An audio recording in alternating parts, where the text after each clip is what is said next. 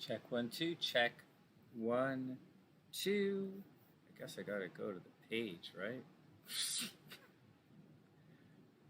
I guess. Let's go here. Turn this down.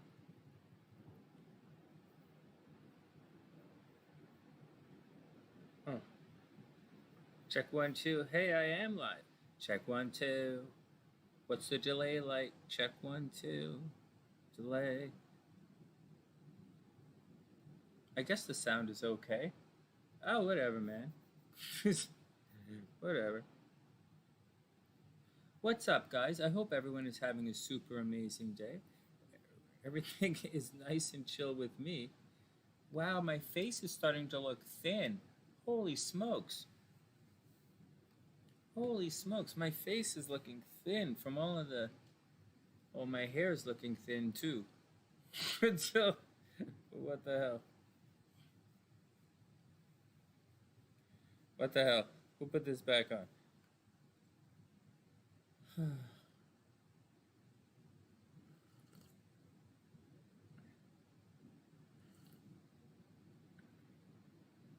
Uh-oh. Okay, so the Stream Elements bot's running, but I gotta tell you guys, don't really know what the bot does. I really don't. So I was doing some kind of cleaning up in the background. You know, I'm looking for different platforms to put our TheSunnySide show on. And hey, Stephanie, what's up? And it looks like one of them ones. Anyways, that's where Stream Elements came from. I got to turn this down because it's difficult to talk with the lag on. Hey, Moonlight, what's up? I hope you guys are having a wonderful day. Let me do a little thing. Hey, Neon, what's going on? I hope you're having a wonderful day, too. Oh, let me wake up a little bit. Here, I didn't type it in. I guess I'm kind of ill-prepared. I set this up an hour ago, but I'm a little ill-prepared. I didn't really swing into session. And I was thinking of some fun stuff to do tonight, but I don't really have it. I'm really tired. Hey, Gabrielle, what's up? I hope you're having a wonderful day. And hey, Claire, you got it. I'm typing it in right here.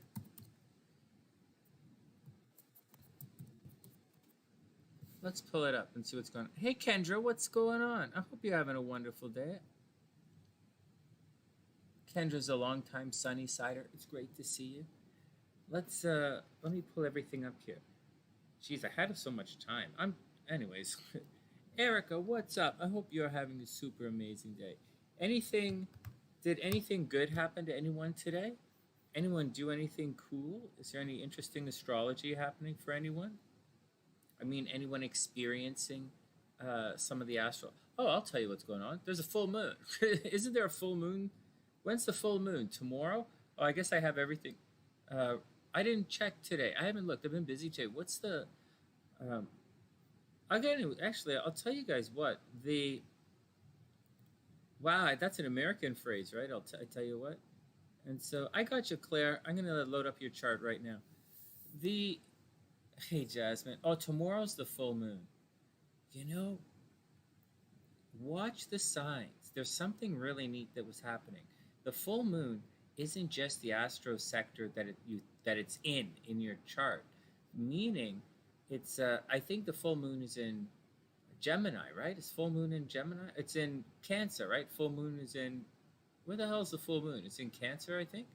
And so, or what are we in? Sagittarius? What the hell is the date today? We're in Capricorn, right? It's okay. Full moon in Cancer. And so what's happening is there's so think about it. It's gonna begin shedding light on, you know that analogy? Hey, Wing One, what's up? I hope you're having a beautiful day. So you know that analogy that I use all the time, saying, oh, at the new moon, right? It cruises around like this, and then like, oh, he's a cool guy, he's a cool guy, he's a cool guy. And then on the full moon, you're like, oh my God, he's a werewolf. And then it moves on, and you're like, hey, I thought that guy was a werewolf. Well, maybe not. Yeah, I guess he's... And then around here, oh, I guess he's it hits Jupiter, right? Optimistic. I guess he's a cool guy. And then it comes around, and the next full moon is like, oh my God, he's a werewolf. And so Okay, so that's the analogy, right? So that's the analogy that I like to use, and I think that's a pretty good analogy for describing the full moon. But keep in mind, but there's a huge but into all of this. Moving around, it's going to be, it's the light. It's not like off and then on. It's not like that. It's like more light, more light, more light. So the reality of it is, as the moon cruises around, you got it, Jasmine. As the moon cruises towards becoming full, it will you'll be like, instead of he's a cool guy werewolf, it's more like, hey, that guy's a little weird. Where'd that dude go? How come he keeps locking himself away? What happened to him? Oh my god, he's a werewolf. And then it separating aspect. What the fuck was that? Where the hell did your shit go? How come you're not wearing any clothes? I thought you were a werewolf, and then it goes around. So, hey Annie, what's up? So all that stuff going around, don't as we do more and more full moons, right? As we're living through more and more full moons, think about, and some full moons will be more intense than others, right? Like obviously aspects, like in personal, you might have a personal full moon moment, and all depends on where it falls in the chart and how it's aspect with your own chart. But so don't just think full moon day or day before applying, day after separating aspect, that one part of your chart. Know that, because if you lock yourself up at home, right, nothing's going to happen. But think of it as, as it's applying more and more light shining. Think of it from the werewolf's perspective. Oh my god, I'm a werewolf. Whoa, I just got away. Oh my god, they almost saw me. Oh my god, they almost saw me. Oh my god, that was close. Oh my god, they saw me. What the fuck? And so that's the deal. So that's the deal with the full moon. And look at this. So we have an example right here. Erica's doing wonderfully. Erica got accepted into the egg donation program. Unbelievable. So what does that mean? Like, is that like an Easter thing? I'm not sure what you're trying to say, Erica. No, I'm just joking.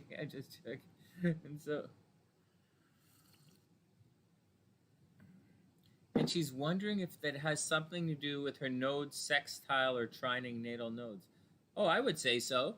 Yeah, the nodes have come into, for here on the sunny side specifically, the nodes are becoming more and more important because, there are a lot of 88s on the sunny side. A lot of sunny siders going through a node square and a couple going through a node return. So like, it's the nodes seem, this year anyways, the nodes seem to be pretty important here on the sunny side. All right. Maybe the Pisces guy is a werewolf. He could be a werefish. He'll be like, I didn't know fish had such big tongues. So gross. Let's get the tarot cards. Okay, let me write this down. I have Claire right here. Hey, Daniela, what's up? I hope you had a wonderful Christmas, and I hope everyone has a wonderful New Year. Oh, your ovarian eggs. Is that like, what? Is that, what?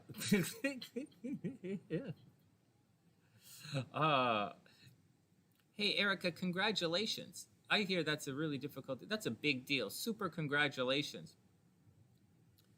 Wow, seriously. Man, and to think, I can't even give blood. Well, I could fall down. I could fall down and a dog could bite me. I could definitely give blood. No, I can't give blood like the way you're supposed to. Whatever.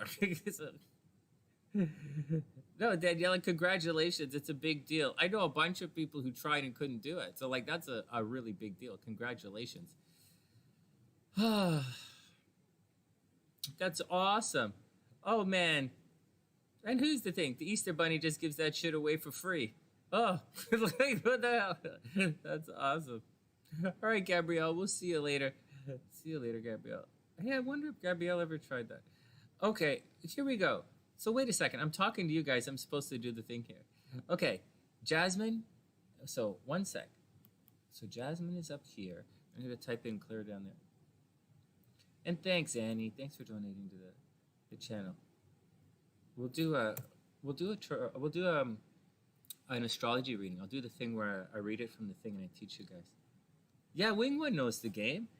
Yeah, it's pretty cool, isn't it? Okay, what am I doing here? Jasmine. Then we're gonna go.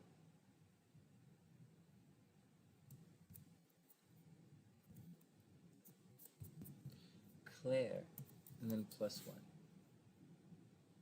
That's exciting. Hey Rubik's, what's up, playa? I hope you're having a super amazing day. I hope everything is super cool. Hope you guys had a wonderful Christmas. It's great to see you again.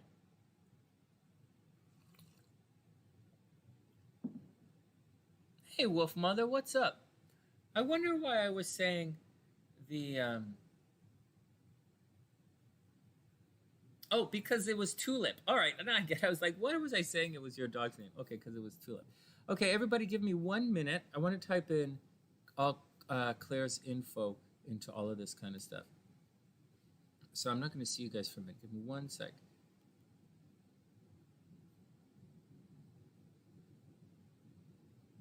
Need a producer. I need a producer. Okay, 1 second.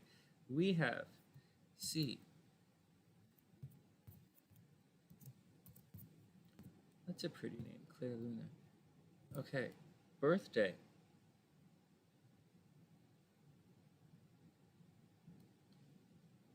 July 11th, 93.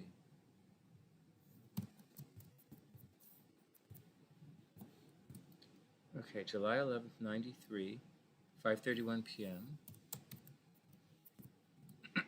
Los Angeles.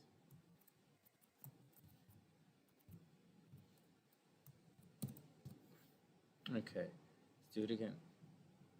July 11th, 93, 5:31 p.m.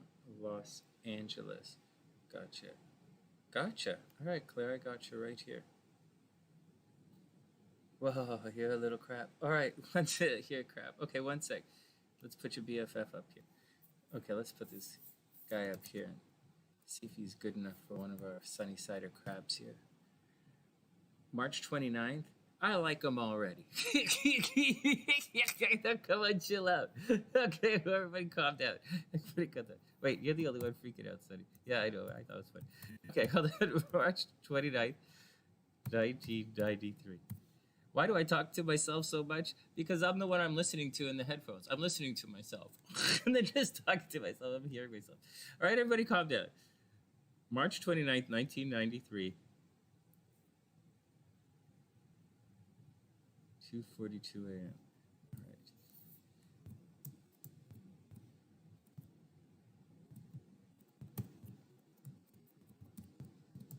Santa Monica, California. Done. All right, let's check this action out. Oh, man. You really think so? Oh, this guy is complicated, man. This guy's complicated. Holy crap. Hola.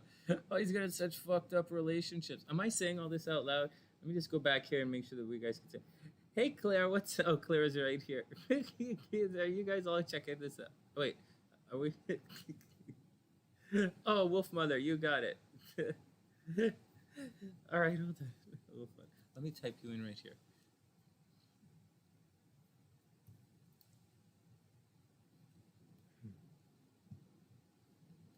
It's okay, 1 sec.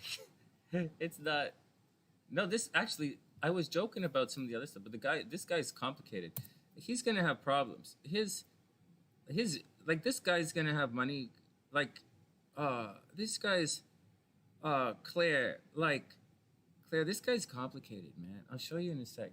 We're gonna read Jasmine's cards and then I'll come back and I'll show you the Wolf Mother.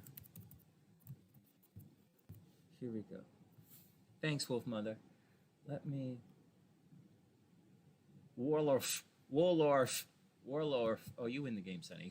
like that. Yeah, well, you don't see me doing... I was thinking of doing math videos.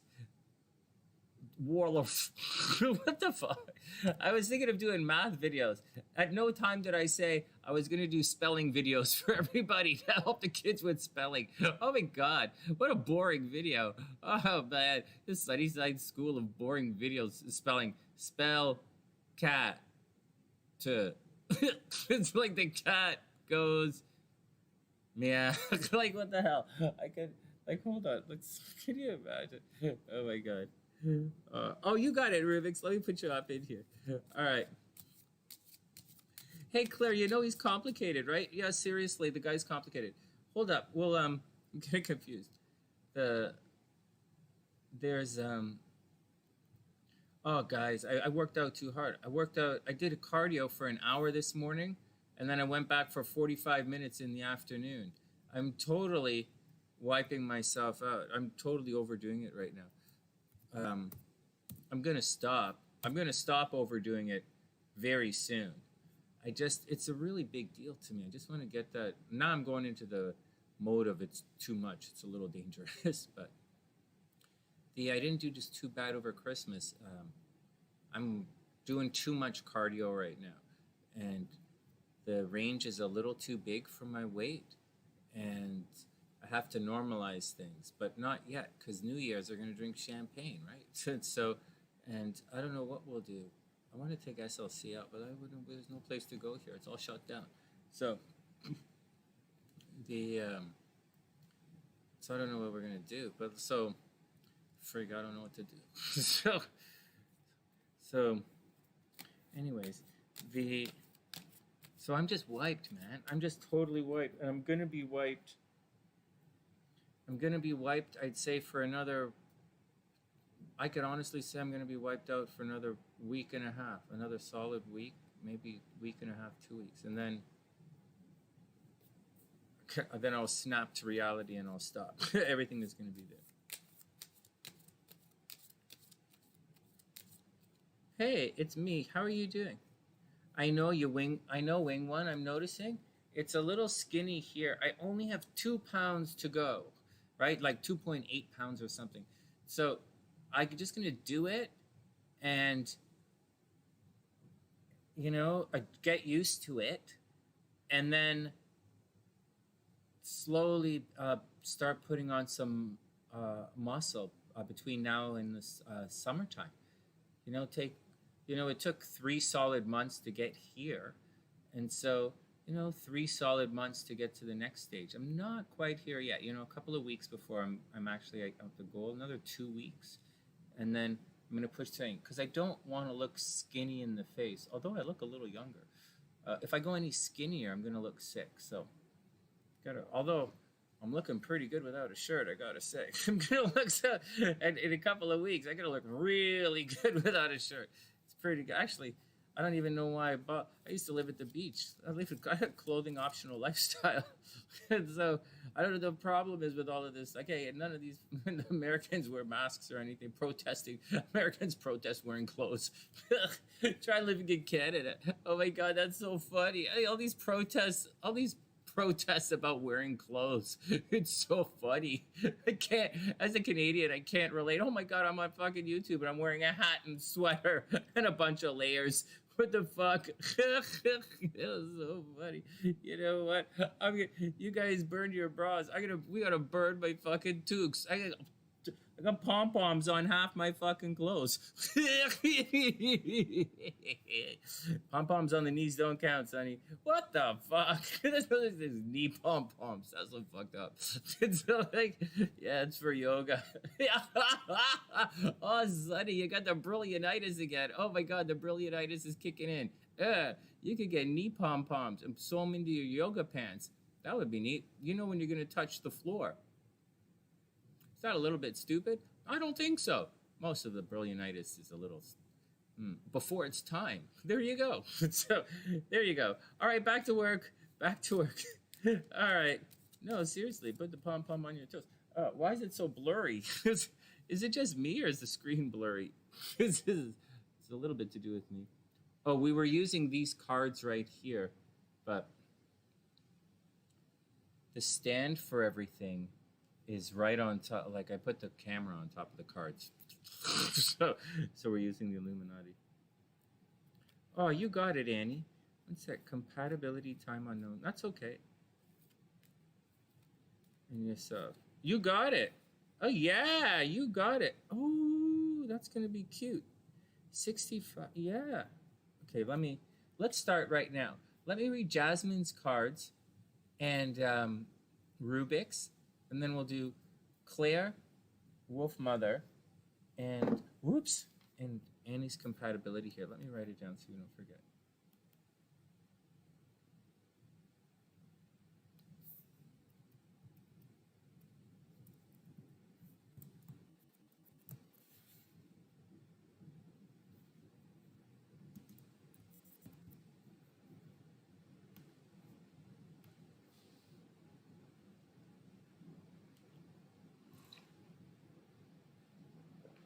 You know what, guys? Of all the things I've done, it was the, you know what?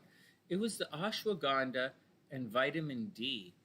I felt that right away. It's supposed to take like what, 30, 60, 90 days or like whatever to notice it in your system. But once I started taking it, I could, my, everything changed. I was sleeping right through the night, no waking up, nothing. Like everything changed me right away. So I don't know. Look, ashwagandha, but I'm out. I ordered some.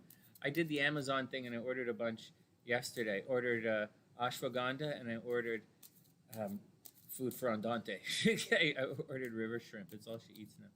So, but I tell you, ashwagandha and vitamin D, that really, I noticed that right away. So interesting, interesting. Most of the stuff you don't notice, like ginseng, I don't know what. So, you know what? Both Mother, it was like you know, it was like for real, you know. I really noticed it right away. I highly, highly, highly recommend it. And the yeah, like I just never experienced anything like it. Okay, one sec, guys. I'm just gonna, I have to pull the studio up here on this other computer, and then we'll get it, and then we'll be ready to go.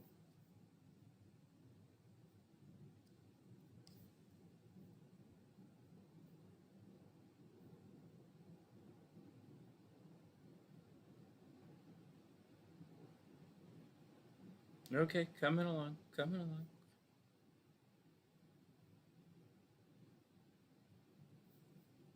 All right, Jasmine's up. Here we go.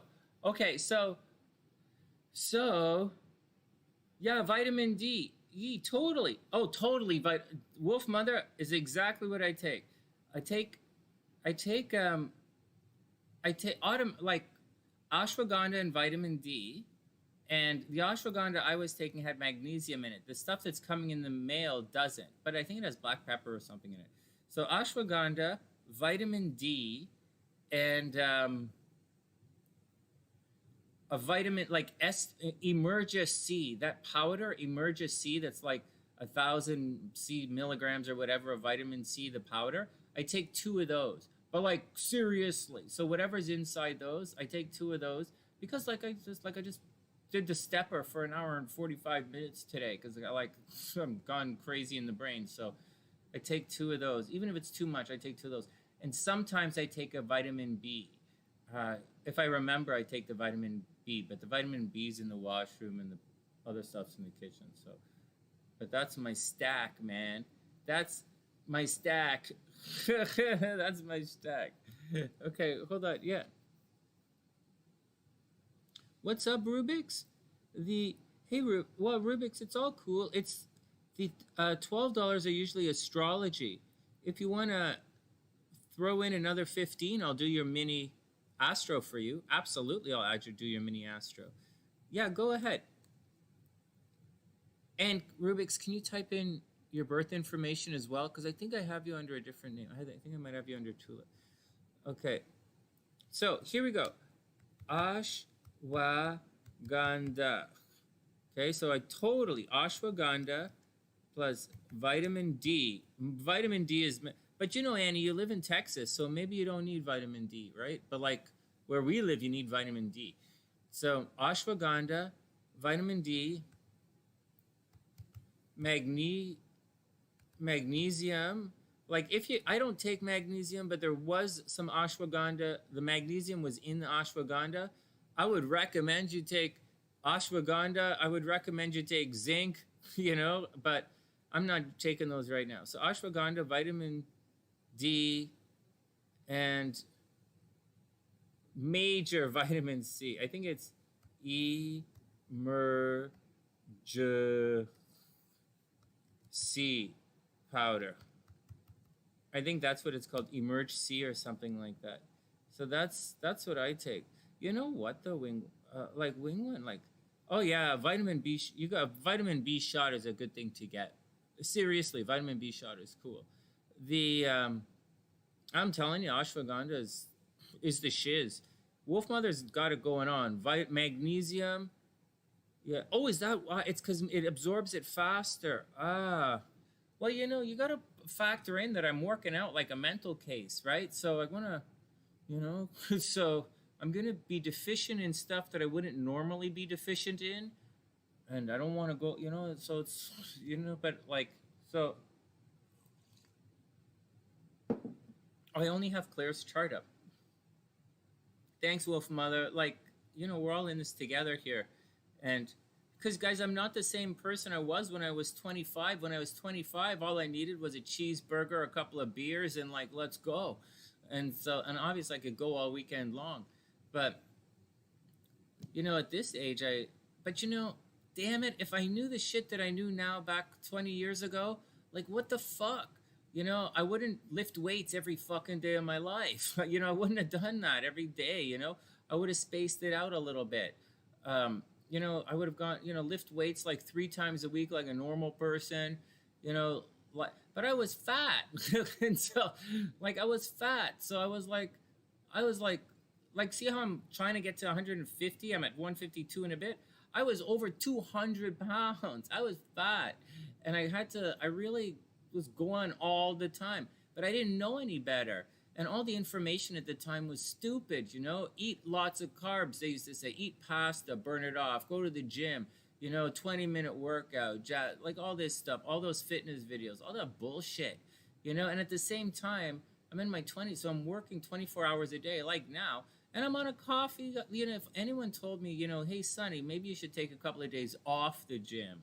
Hey, Sonny, maybe you should back off that throttle a little bit. Hey, Sonny, maybe you should chill down on the coffee, that, maybe give your cortisol a break.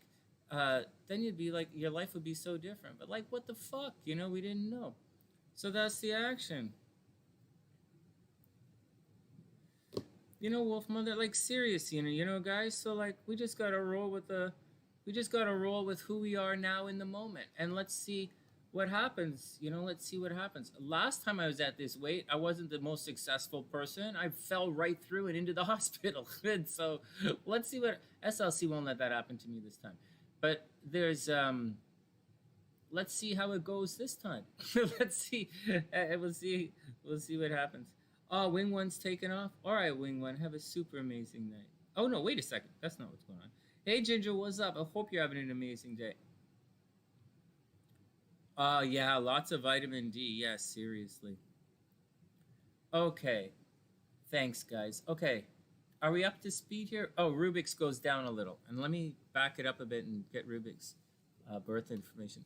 Hey, Rubik's, do you have your birth time and birth city by any chance?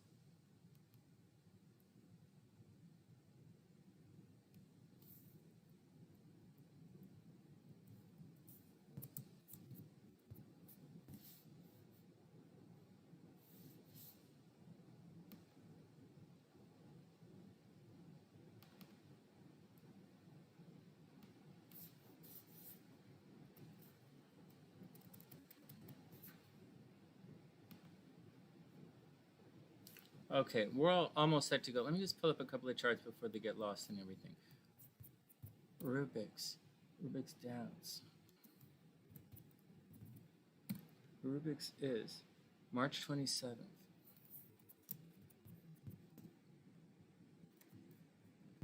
March 27th, 1978.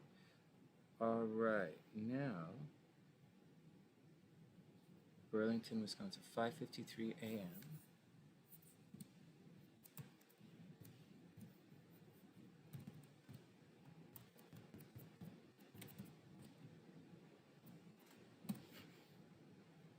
Okay, March 27th, 78, 5:53 a.m., Burlington, Wisconsin. Gotcha. Hey, Ruby, what's up? I hope you're having a super amazing day. I hope everything is really cool. Let me pop you in right here really quickly. Let me just finish writing these down. Wolf mothers. Wolf mothers. Oh, thanks, Ruby. Well, if that's the case, I'll put it. We're lining stuff up. I'll hold off on it for a sec. I super appreciate it. Thank you. I hope you had a Merry Christmas. I hope everything's cool. Okay, let me type in Wolf Mother. It's been. I hope everything is cool with everybody. Wolf Mother. I put a capital M. All right, whatever. Okay, Wolf Mother. Wolf Mother, are we looking at October 8th? Is that the date? October 8th, 1960. That's cool, Ruby. Thanks. I super appreciate it. October 8th, 1960, 2:43 a.m. 2:43 a.m. in New Jersey City.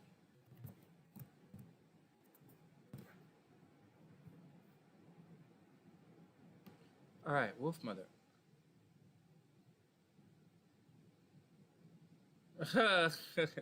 YouTube is okay. Wolf Mother, October 8th, 1960, 2:43 a.m. in Jersey City. Gotcha. Okay. Claire, Rubik's, Wolf Mother. Claire, Rubik's, Wolf Mother. Annie H. Oh, look, Annie H compatibility. Ooh, that's going to be fun. Okay. Okay, Annie H. Let me pull up her chart. And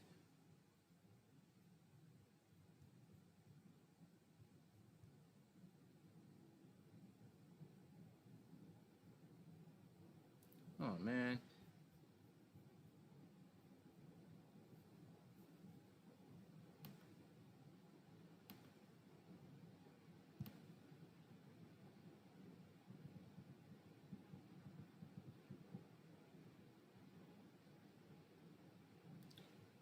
I can't find your chart. What the fuck? One sec. Let's burn. Like, look at it all. Like,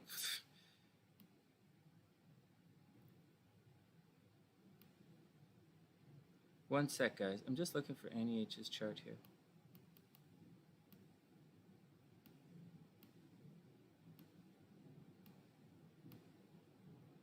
Huh. Well, all right. Let me pull it up here and have a look.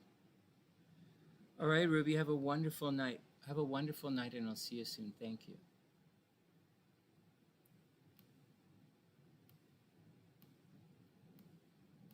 All right, guys. Everybody be cool. I'm just looking for Annie's birth chart, man. It's like right here somewhere. The A, B, C, D, E, F, G, H. Right here, I got you. November 5th. All right, we cool. Okay, one more. All right, one sec. Here we go.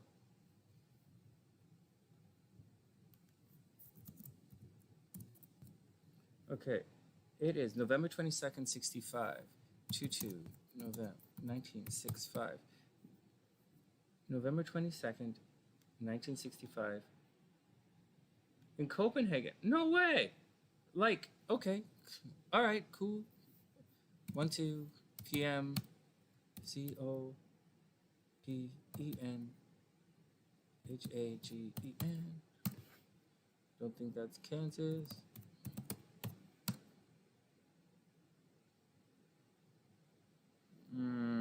Hold on one sec.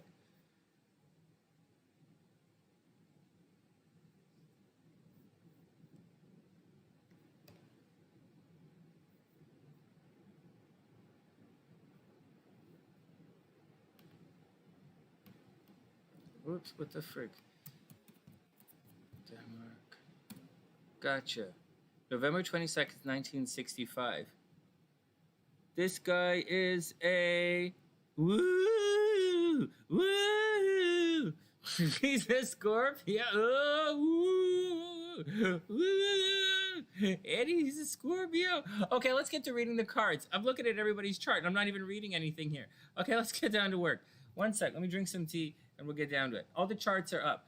Claire's partner, Rubik's, Wolf Mother, Annie, and then we have to do Ruby. If Ruby's still here, we'll do Ruby a little later, but we'll get to in about an hour. Hey, Slots, what's up? I hope everything is super cool, my man. Here we go. Oh, it's really weird.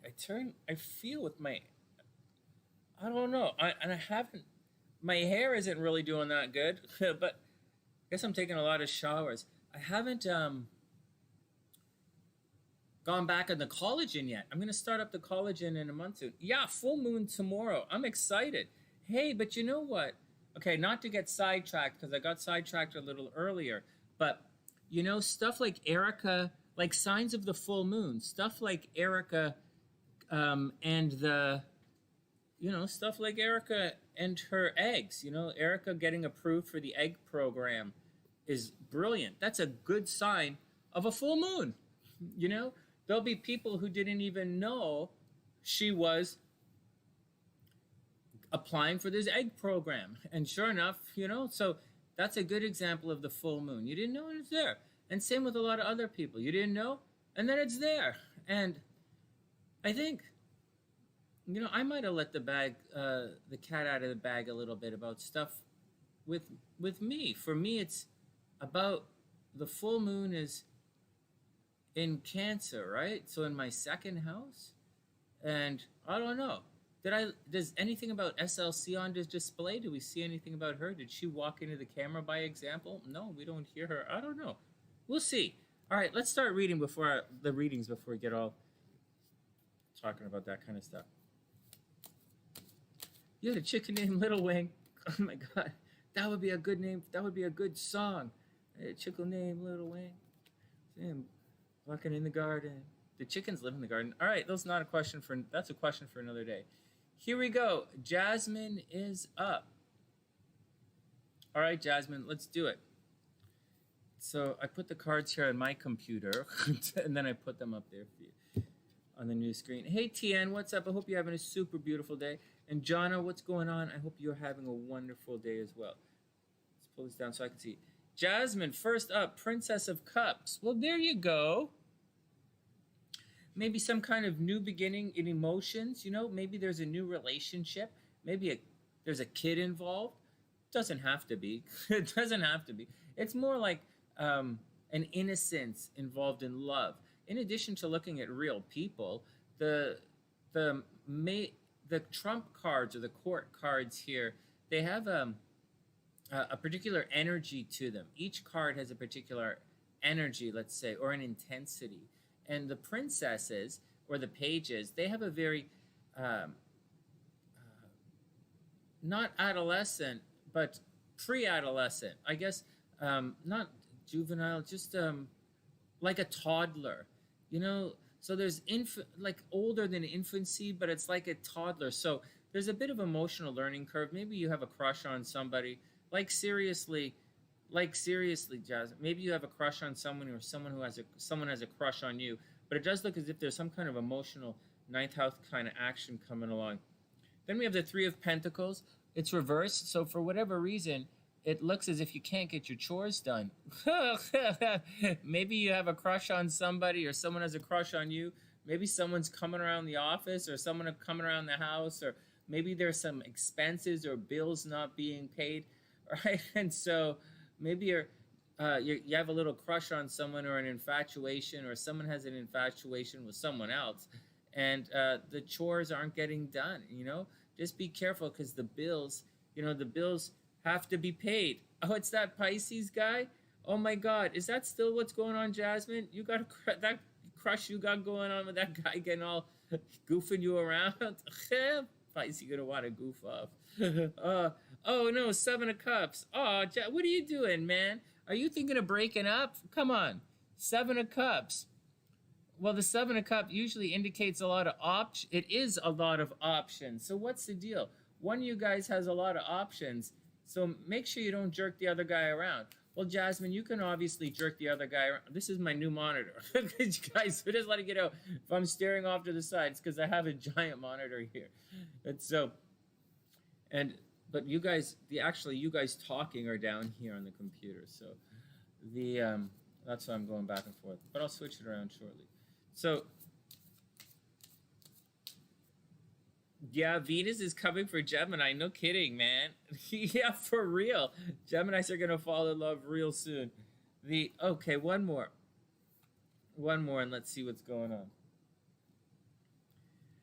Venus is coming for who's Venus coming for right now? Venus is in the moon's coming for Gemini. I tell you that the full moon's coming for Gemini.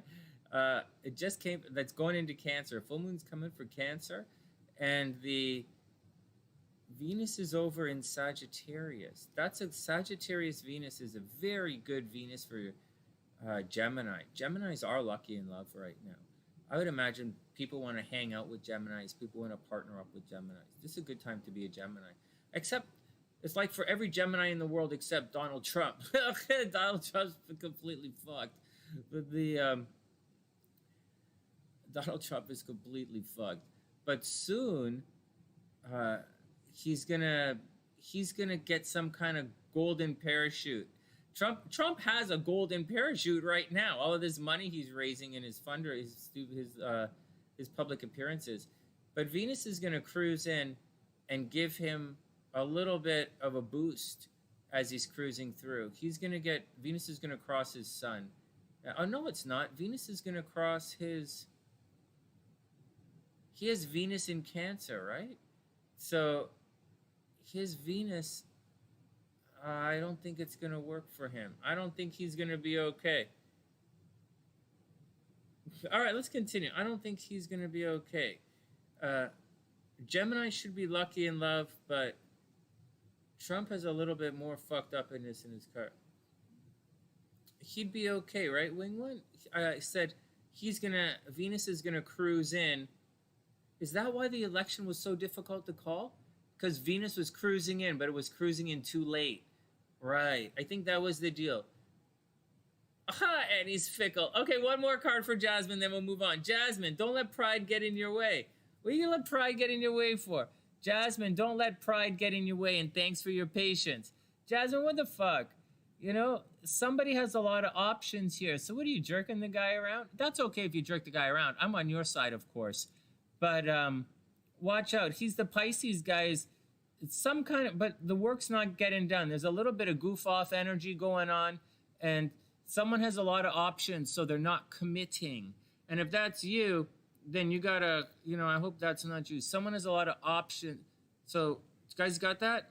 Someone has a lot of options, but they're not committing. Make sure, just be cool, right? Then,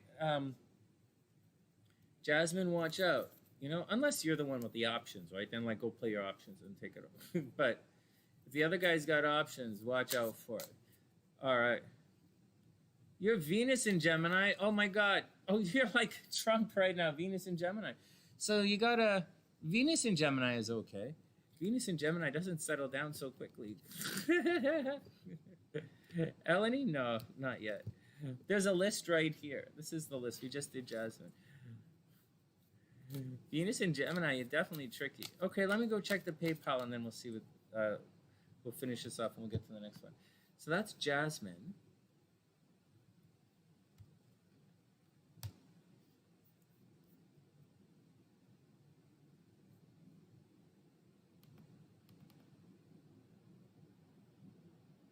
Venus is in Gemini is okay. I don't see, there's nothing wrong with Venus in Gemini.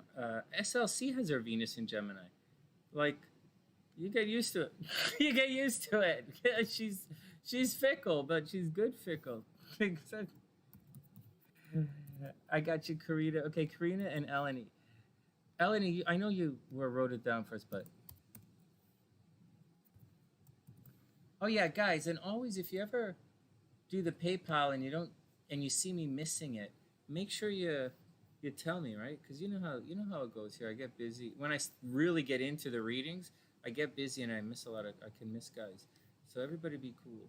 Okay, we got you, Claire, Eleni, Karina. Okay, let me drink some tea and then we'll keep reading.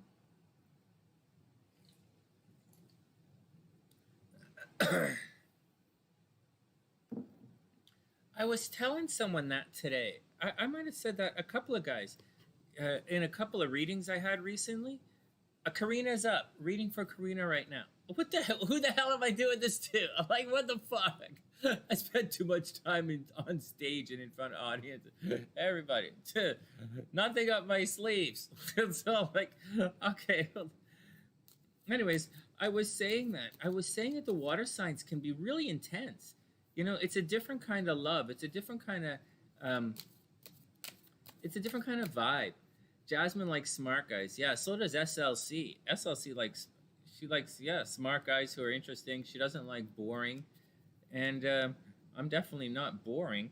Although I'm quite repetitive. I'm not boring. I might be a little slow, but no, I would say I'm quite intense. I would say I'm quite intense, exceptionally dynamic, and everybody's got to walk on their toes around me. All right, Karina, here we go. Karina, oh wow, the wheel card. Oh my God, the wheel card, unbelievable. So Karina, you're lucky. You're super lucky, super lucky, super lucky.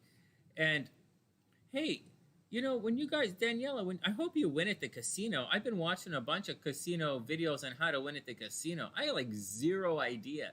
Zero. And every time I try a strategy that they teach on like free casino, I get zero. I blow up really fast. Like I can't last longer than 10 minutes at any casino with any strategy of any kind. It's brutal. I've got the worst luck in the world. Well, I'm so gifted in so many ways, but I'm just unbelievably unlucky when it comes to gambling. And so I'm like the cooler, man. All right, whatever. It's not my thing. I try. It's fun. Get really drunk. It's not my thing. Okay, the wheel. So, Karina, that's about as lucky as you get, right? The wheel is the card of luck. So get out there and do it. Like in the story of Tarot leaves his seclusion and walks into the world. And as he's walking into the world, people are giving him a lot of gifts. So like, by all means, buy a lottery ticket. And it's not necessarily your dreams coming true, okay? That's not like, it's not the 10 of Cups. Like, it's not the 10 of Cups. So like, it's the wheel card. So you're like, and it's not like the 9 of Cups. It's not like a party. It's the wheel. You're lucky, so try the lottery, try a lottery ticket and try and push your action. Your vertex is in Gemini. That's okay. Your vertex is in Gemini. You can watch out for guys cheating on you, right? You don't want, like Gemini doesn't necessarily mean cheating per se. It depends where it is in your chart. But it does mean you need to be intellectually stimulated. And so, like, SLC is not going to date any, like, she's not going to date no stupid guy. And so, and it's interesting. Oh, thanks, Annie. That's really sweet. All right, next, the sun reversed. Oh, bummer. Well, you're super lucky. This is a really good card. The sun card is one of the best cards in the deck. Just for whatever reason, Karina, you're probably holding yourself back. Something is holding you back. You're supposed to shine. You're supposed to be the center of attention. You're super lucky. But for whatever reason, you're not. So you might be a little reclusive. You might be in a situation where you don't see how lucky you are, or the people around you don't see how lucky they are to know you. I know we're lucky to have you here. And so watch out, believe in yourself. So your light is kind of blocked right now, which is fine. Just believe in yourself and press your luck and see where, you can take yourself, and know that you're going to fly under the radar a little bit. Just chill it out. You're going to fly under the radar. And finally, Prince of Cups. If you're looking for love is on the way. It looks like someone might travel from a distance. The princes aren't always about traveling from a distance. It's more like, this is more like adolescent, let's get going energy. Like you want to do it, you want to rush into battle. This is the kind of situation where someone might want to rush into battle, or like rush into love, right? They want to rush into love. They're doing anything for love. The wheel is there, so you're probably very lucky in love right now if you're looking. Or maybe something really good is going to happen in one of your relationships. But I think it's going to be kind of subtle and a little behind the scenes. In the 8th, what's in the 8th? Oh, you're lucky in the 8th. Oh, goodness. in the it's in Gemini in the 8th. Oh, well, that's good for sexual relationships. That's good for sexual relationships and for making money. That's for sure. Anyways, oh no, your commitment is being tested. What? Your commitment is being tested. No, man. Get out there. Karina, you have a really lucky reading right there. Get out there and have some fun. You should be getting to the casino. Seriously. Commitment being tested. What? Maybe if it's a commitment to like stick within your betting your betting system, which is almost impossible to do. So all right, everybody. No, seriously, man. Seriously. Some of you guys I do not actually get it. I don't really get it. I don't really understand it. I just don't. I've been around so many incredible people in my lifetime. Just unbelievable. Just like, of course, I've been around people, and I do think there's a tier involved. And you do know that I am snobby. I'm snobby. I'm an elitist, the whole deal. You guys know the whole trip. But and I do, I know the difference between someone who's professionally good looking and someone who's just like, some cute chick. But so there's so many of you who I've seen who in my days who are so attractive and so wonderfully gifted in so many different ways that and I've seen you sort of fall through the relationship cracks in this world. And that's like astrologically, my generation went and there was a restructuring. Pluto and Libra restructured relationships. And then Pluto went into Scorpio for the people born after me. And they restructured sexuality. And, so it doesn't just restructure. Like, it's a lot of confusion because stereotypes don't change just because people of a certain age change their value structure. Right? Stereotypes, take generations to filter through. And so it's been difficult for a lot of women that we're talking about women here, a lot of women in certain age categories, anywhere from like 30 all the way up to 50, right? Those 2 year, Pluto generations I'm talking about, who we're all fucked up. Like the concept of relationship and social dynamics and sexuality gets all fucked up on top of all the media bullshit we were fed. And like, don't think I wasn't there with you. Like, I went through it too. So, you guys gotta, but I've seen it so many times, hooked on, and then you see the emergence of all of this language to justify, you invent language. Language has been invented to justify bad decisions in your life. And a lot of people, there's oftentimes you will use, like, if you can't justify it in your head, they use language like soulmate and twin flame to act, so like, you wouldn't be saying that if the guy was like super rich and loved you. You'd be saying he's fucking super rich. You wouldn't be saying that if the guy was like a pro basketball player. You'd say, check it out, he's a pro fucking basketball player. And then you'd be like, and then when someone says, oh, he's gonna leave you, you'll say, no, he won't, he's my soulmate. And so, you gotta check this stuff out. All right, next. Let's just move on. But I do see the scene, man. You guys got, all fucked up in the relationship thing. And when it's time to, sometimes when it's time to, you kind of miss out a little bit. It's the same with the guys. A lot of guys get trapped with women who just give up. A lot of women get trapped with guys who are losers, like legitimate losers, like they're fucking lazy.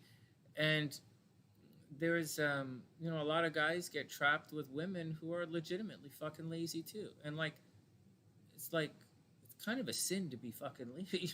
So like, all right, next.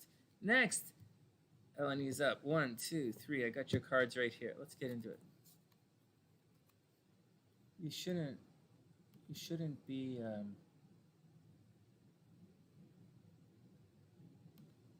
because I don't think you got like, because I live by a different principle. I live by the principle that when you're standing at the crossroads, and I've been there, I've been at the crossroads. My philosophy in life is when you're at the crossroads and the man asks you to play, then you better step up to that microphone and sing as if your freaking life, destiny, eternity depended on it, because that's your one shot that you're going to get. And I believe very strongly in that. So when the man Scratch asks you to sing a song, you better step in and sing your motherfucking heart out. You better sing like it's about, and if you don't drop dead, you didn't try hard enough. Oh my God. So anyways, that's what I believe. So.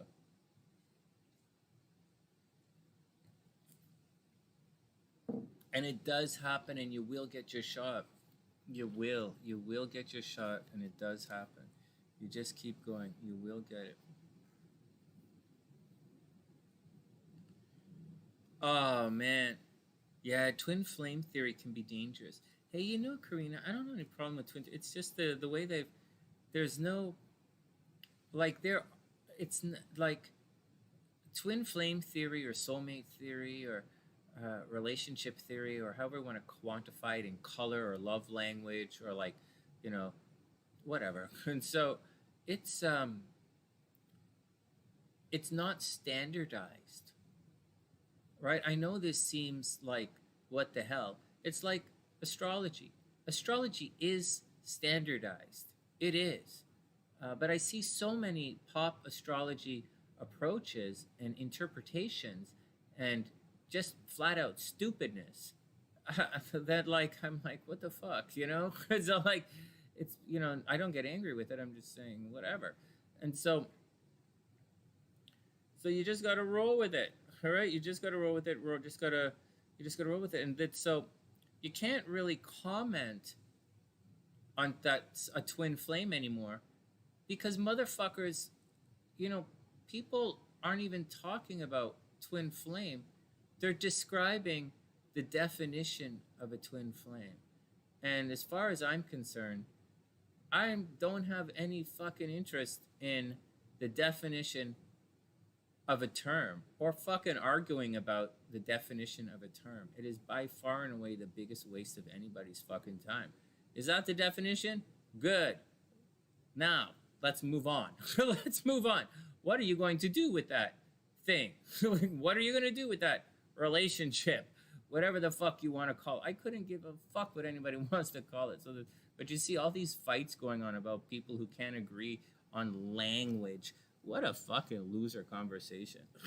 An absolutely loser conversation to argue about language. And so, is that what you want it to mean? Okay, fine, fuck, great. Okay, good. What are we talking about now? That's all you got, huh? That's all you got? You wanted to fight about what it means? All right, next. next. No, seriously, you're right. Twin flame theory can be a little fucked up. All right. Astrology is legitimate too. You know, it's legit. You know, astrology is legitimate. Some people are saying it's subjective. It's not really. There are numbers on the screen. So, like, all right. Oh no! What did Karina? What'd you do? Was it a dot? How did you get? What did they say? They say fake twin flame just confuses more. It's weird. What? Oh yeah, people go nutty over it. They go crazy. They do their thing. They're doing their thing. Annie just hits it right on the nose. Bam, right on the nose. That is the most adult thing, and romantic, cuts right through. Romantic titles don't mean a thing. Hallelujah. Can I get a hell yeah? Hell yeah! Thank you. Thank you. Seriously. That was brilliant. Well, she got the brilliantitis. Annie, you got the brilliantitis. Watch out. Watch out. Nope, that's the brilliantitis. All right, here we go. Who says she's just a science girl? Okay, science of love. All right, you gonna read any cards, Sonny? You're just gonna sit here and talk ass all night. I like talking ass with you guys. All right, next. Here we go. Prince of Swords. Eleni, here we go. Prince of Swords. Prince of Swords. Okay, one more, and then we're going to get down to the astrology readings. Let's do some compatibility tonight. It's going to be some fun. The Claire's compatibility too, right? We'll do the two charts, and no, we'll do compatible. We'll do it straight down the way we had it.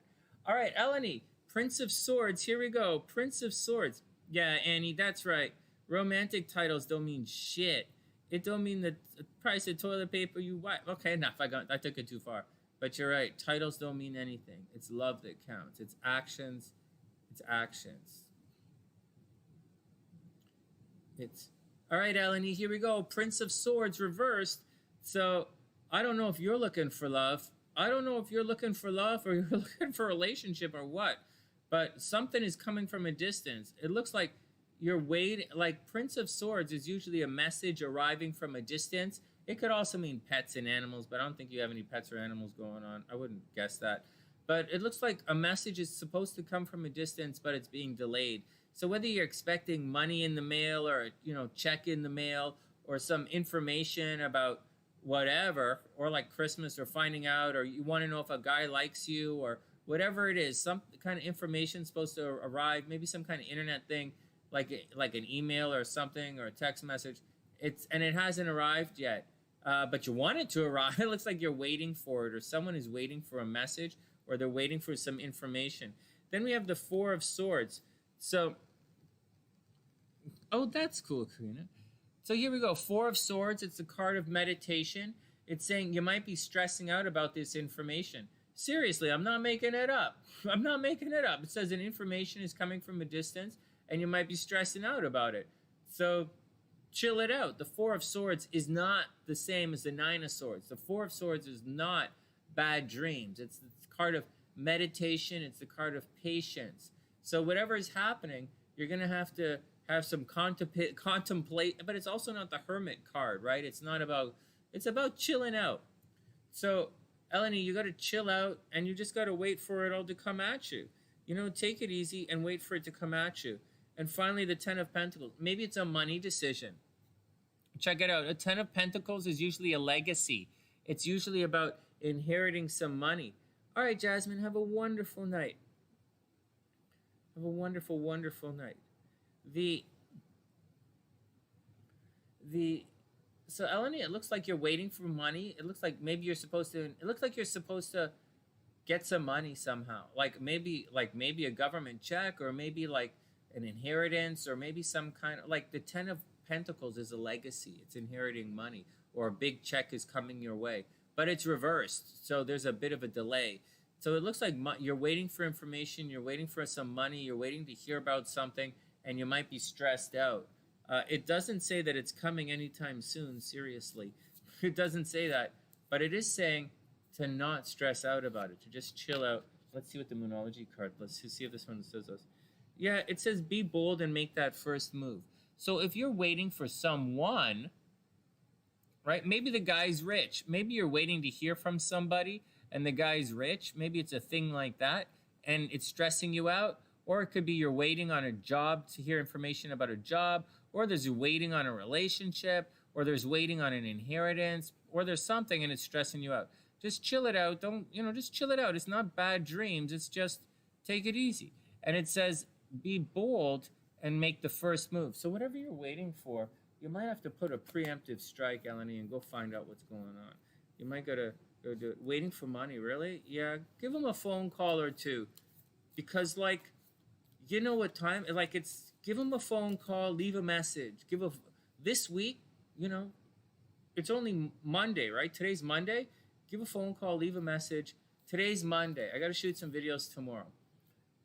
Tomorrow I'm going to do a thing about who's going to make the most money in 2021. Which astrology signs are going to make the most money and lucky and love and stuff. I'm just going to sit there and go through it. And I'll just go to the gym and come back and make a bunch of videos for you guys. I'm trying to download. I updated the operating system, so Final Cut Pro doesn't work anymore. So I'm trying to get a pirated copy of Final Cut Pro. It's not that easy. And so it's not that easy because I think it just came out. Apple just updated everything, and it's all effed. And if I push this, it's not really opening on my computer. It's not opening for whatever reason. Like it looks like it's installed, but it's not opening. Well, I guess I don't really have time to screw with it right now, but it's stressing me out, man. That's not cool. One sec. So I installed it on the computer, although I don't see it on the computer anymore. I installed it, was on the computer. The relocated items. What the hell is this? Yeah, what are relocated items?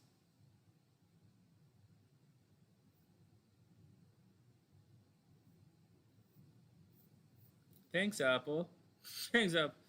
I don't know, man. I'm not a fan of the stuff Apple does. Okay, let's get down to the readings and stop and just leave that. I just want to...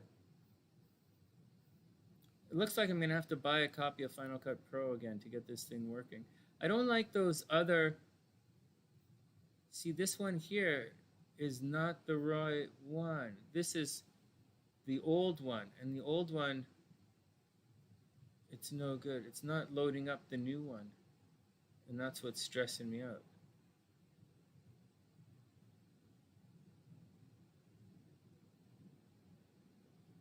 Fudge. That's not the deal.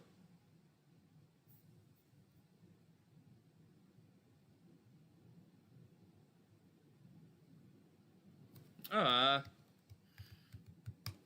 Not this stupid thing again. One sec. Let's get down to it. I did this stupid thing again. Keeps... All right.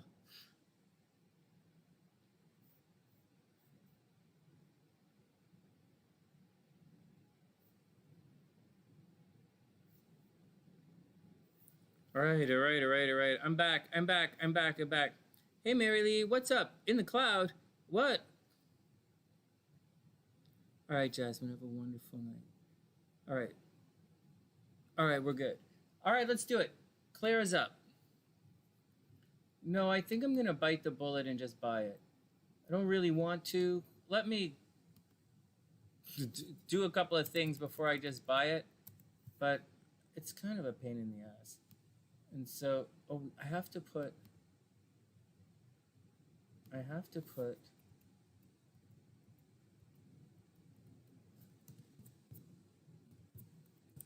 Ruby and a +1 up here. We might get to Ruby and the +1 on a different day. Okay, here we go.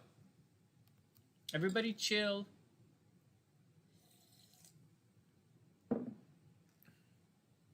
Of the bucket. Chug it in a bucket. What? Yeah, it's all cool. It's all cool.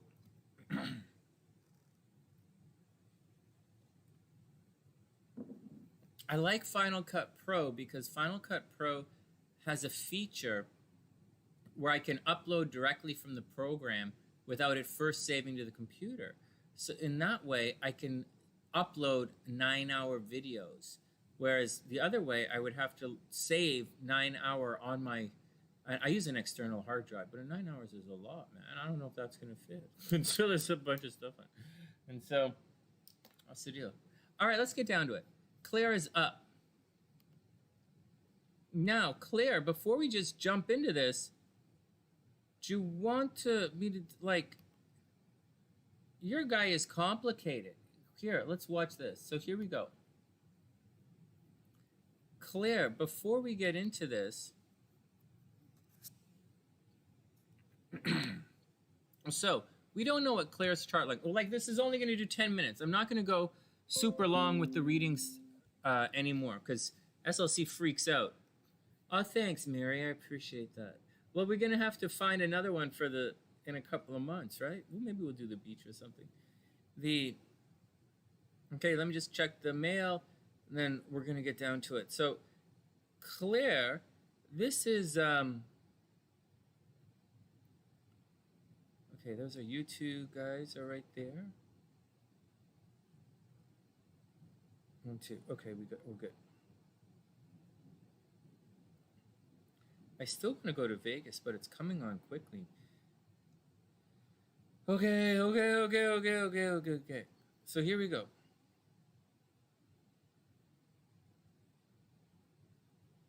Okay, so here we go. Everybody ready? So this is Claire's chart. Oh, crap, Ola. What the frig? Hold on one sec.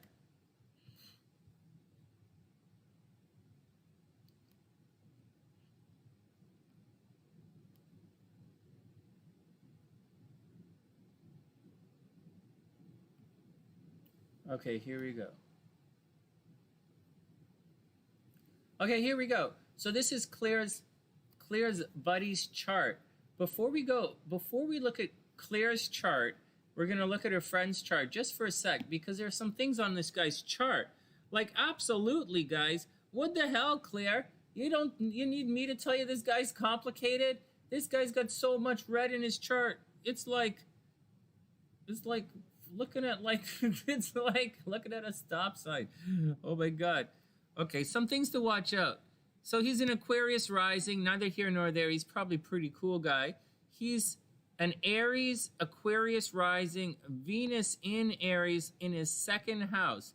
This is money. Is this the guy's correct time? Yeah, he's Santa Monica, right? 2:42 a.m. So this guy is into money, but he's into money, and he's super clingy, and he's super nurturing. He might be a workaholic. Watch out, Claire. He's probably a workaholic, and he might be like a stress kid. He might be a workaholic and super nurturing and super smothering and super competitive kind of Aries. But he's going to have some major problems in relationships. I was looking at a chart today of a longtime SunnySider, and he has his Chiron in this part of the chart as well, in the 7th house, and he's been divorced twice. So what the hell? You know, in addition to that, this guy has Venus, and all things, it's retrograde. Everybody knows that guys with Venus retrograde are going to have problems in relationships. Plus, his moon is in freaking Gemini. This guy is not settled down material. So, I don't know. We'll take it with a grain of salt, but I got to point this stuff out to you right ahead. Jupiter's up here. Like, the guy probably takes a lot of chances. He probably gambles a lot. He takes chances a lot. He might make money at the casino. Maybe he works as a veterinarian. You know, maybe he likes kids or goes to the gym all the time. But he is super romantic, and good things happen to him from his past. But he likes to shake it up a little. His moon is in Gemini. He likes to shake it up a little. So watch out. And he's super critical of his partner. Finally, you got to be careful, because this guy might not be so good at investing his money, right? He should make money, but he also might fuck it up a little bit. So watch out for all of that kind of stuff. All right, next, let's go on to see your chart. Just a little one. Is Cactus Ass gone? No, she's around somewhere. I'm not sure where she is. She's around somewhere. All right, so that's the gist of his chart, okay? So that's the gist of his chart, right? He's a workaholic. We're going to see how your charts go together, because maybe you're going to negate a lot of this stuff. But you got to watch out. Someone with the Venus retrograde is going to have problems in relationships. Someone with their Mercury in the 1st house can be a little preoccupied with their looks. You know, he has negatives. You know, he has crazy stuff happening in the background. He could have control issues. So watch out for the whole trip with this guy. But, you know, if it works out, it works out. So let's see. I'm just saying the guy is complicated. How are we still looking at this chart here? Okay, so let's check out your chart. Just the gist of your chart. Oh, wow. Okay.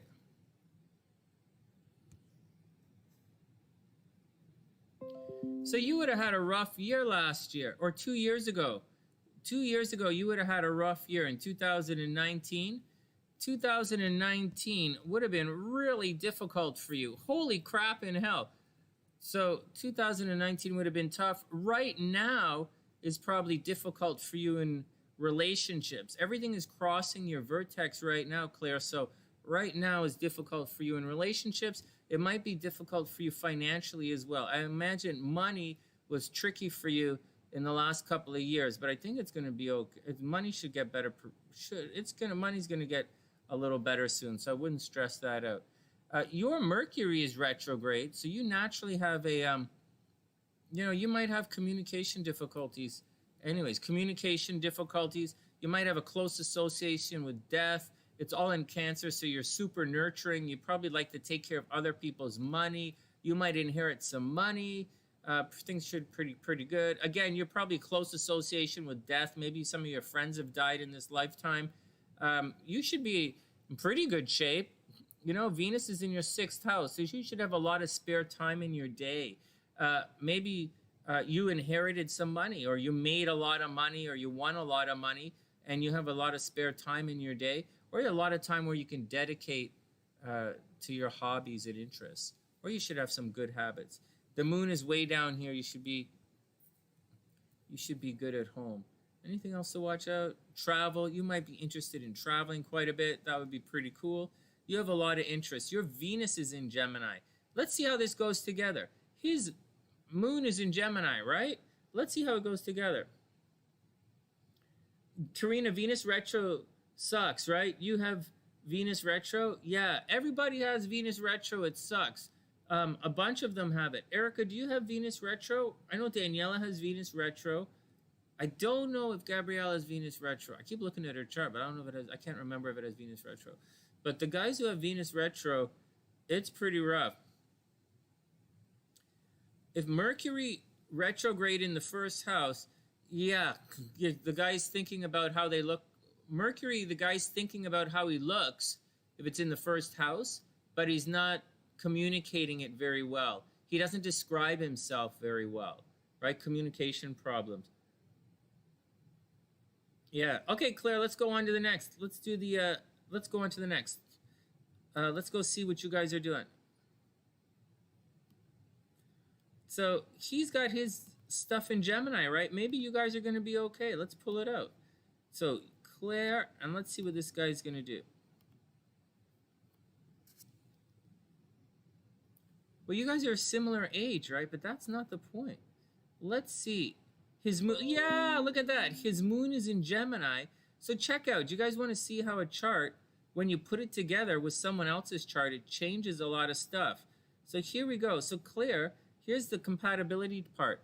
His moon is in your 7th house, and his destiny is right here, right on the line here. So you guys are going to probably have a sense of destiny together. Whenever you have aspects to the nodes, it feels like a sense of destiny. It's not really me saying anything. It's just like the nodes, right? Like you feel as if a sense of fate has brought you together. And his Venus is right there, but his Venus is kind of square the nodes. So, well, not really. It's not square the nodes at all. What the hell am I looking at? Anyways, let's look at this a little deeper. Let's look at the real compatibility here. So what's the deal? So this moon in Aries, really, you know, your moon in Aries, Claire, is into this guy. I have to do that again. I got to make sure this is 20 degrees. So you are definitely into your guy. So we have 2 Aries here, guys. Seriously, we have 2 Aries kicking through the situation. And so, oh, sorry, not 2 Aries. My mistake. What am I saying? We have a Cancer and an Aries. Now, is it all clean? Is it all good? Yeah, that's a good question. You can see Aries hooking up with Cancer all the time because Cancer likes the constant attention. This guy's Mars is right on top of your sun. Holy crap. So like, I would imagine sex is really good. I mean, his Mars is right on top of your sun. So he's like definitely into you sexually. Look, his moon makes an aspect to your sun. His moon is at 17 degrees. Well, there you go. So, hey, Claire, I think the guy is really into you. I think he's definitely into you sexually. I imagine he's either going to be very generous with you or you're going to end up spending a lot of money because of him. Claire, watch out that you don't spend a lot of money because of this guy. You guys are probably going to have a lot of sex, right? Almost definitely you're going to have a ton of sex. Just watch out that the money doesn't go crazy, right? That's definitely things to watch out for. Also, there might be a little cheating in this relationship, right? Watch out for cheating in the relationship, a little bit of infidelity. But at the same time, he's not going to want to let you go, and his moon is right. You see this guy as relationship material. That's like obvious. What else is going on in this situation? I want to look to make sure there's no negative things in this situation. I know it's morbid to do that, but that's kind of the easiest way we can go through things here. So 29 degrees. You're at 29 degrees. What does he have going on at 0 degrees? Aquarius, nothing. He doesn't have anything there. Any kind of Scorpio thing going on, 29 degrees? Not really. What about Taurus stuff? Not really. No, I see that as okay. What about you? 26 degrees? Okay, well, we do have a problem here. We have a real problem, and I'll tell you right now. So, well, guys, whether you believe in this kind of astrology or not, I'm going to tell you what it says. When you have Saturn, so in the sunny side astrology, we add a bunch of these little red midpoint guys. And it's from Magi astrology. And Magi astrology works in two ways. One, it works on planet-to-planet aspects like this. And it also uses the declinations in the middle of the chart, which we don't use on this chart, but you see it on computer programs when you go and you look at the declinations. Now, whenever you see, so this midpoint is a midpoint between Saturn and Chiron. And a midpoint behaves as if it's a real planet. But you wouldn't know unless you put the midpoints on your chart because they don't show up. Like, that's it.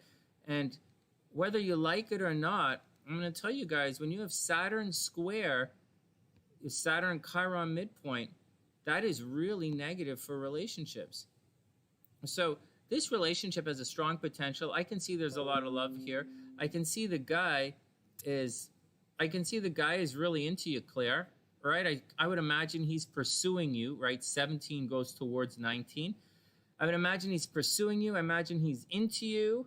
And I can see there's a lot of connection here. But I think at the end of the day, something is missing in this relationship that's not going to make it work. And I think it has to do with someone's work. I just think it's somehow you're not going to get your day-to-day lives to mix together. I think that's it. But you should try it. Go for it and see what happens. Just watch out for spending too much on the guy, right? Don't spend too much on the guy and see where it goes, right? And see where it goes. That's what I say. Don't spend too much on the guy and see where it goes. And I think it's going to be okay. All right, that's my 2 cents. Time to move on. Cancer's conniving a little bit. Communication problems, right? Yeah.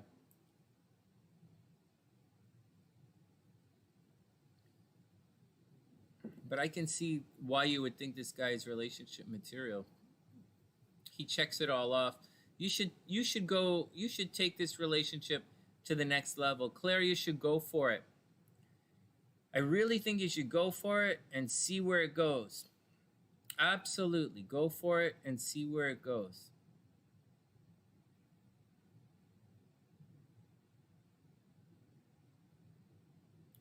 Yep, that's what I say. Go for it. See where it goes. You're so welcome. That's what I think. Okay, next. Rubik's is up.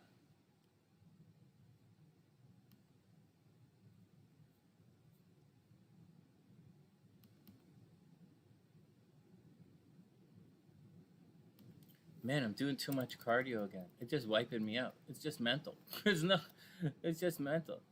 And then I didn't even watch Wonder Woman yesterday. I started watching it, and then it got all messed up, so I didn't even watch Wonder Woman. I'm like, I didn't do any movie reviews. I do nothing. I started watching, I did watch, I don't know what I watched, but I didn't watch Wonder Woman. I was going to, but I didn't. And so then because it wasn't downloading properly. I pulled it down on we were watching it from one of those sites, and it wasn't working properly. All right, next. Claire, you're super, super welcome. I wonder, did I have a treat ready for you guys? I don't remember if I was supposed to do something for you guys. I can't remember. I know there's no real fun stuff today. I wish there was, but there's not any fun stuff. We got to bring the wheel back and do some fun stuff. All right, Rubik's is up before I get sidetracked here. A lot of chart reading.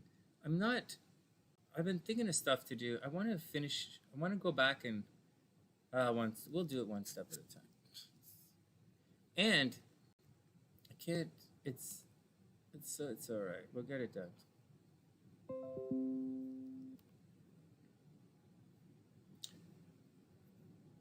Don't let them break your heart. Yeah, don't let them break your heart. Give it a shot. Go see where it goes. Don't let them break your heart. you know, if you're gonna break his heart, if you're gonna break your heart, make sure you break his ass or his bank account. That's always a good trade-off, right? Break his ass, break his bank account. All right, next, Rubik, you're up. So, you know, there comes a time when you just gotta let it roll, right? Don't worry about so much about the relationships. Don't worry about, don't worry about arguing. It all of the stuff. And now I'm not that old, like I'm not, but I'm a lot older than you guys think, and more, I didn't expect that what I'm going through right now, that I would ever expect to go through this in life, because I'm such a gung-ho, highly emotional person. But I'm very much in don't care mode about a lot of the world. I'm in very much, I feel very much run down. I'm physically run down because of my diet, but I feel I'm not really in a mood to fight anything. Like, I'm not in a mood. There's nothing to, I don't feel like there's a lot to hold on to. I don't know that that's the same for everybody, and I'm not being pessimistic. I'm just saying that I don't feel like there's a lot to hold on to right now. And we'll see how I feel tomorrow. We'll see how I feel tomorrow. But the that's what it feels like. It feels like a fresh wave is coming. I sense I sense a wave of new voices coming. And I think, for the most part, the wave of new voices is kind of stupid. Excuse me.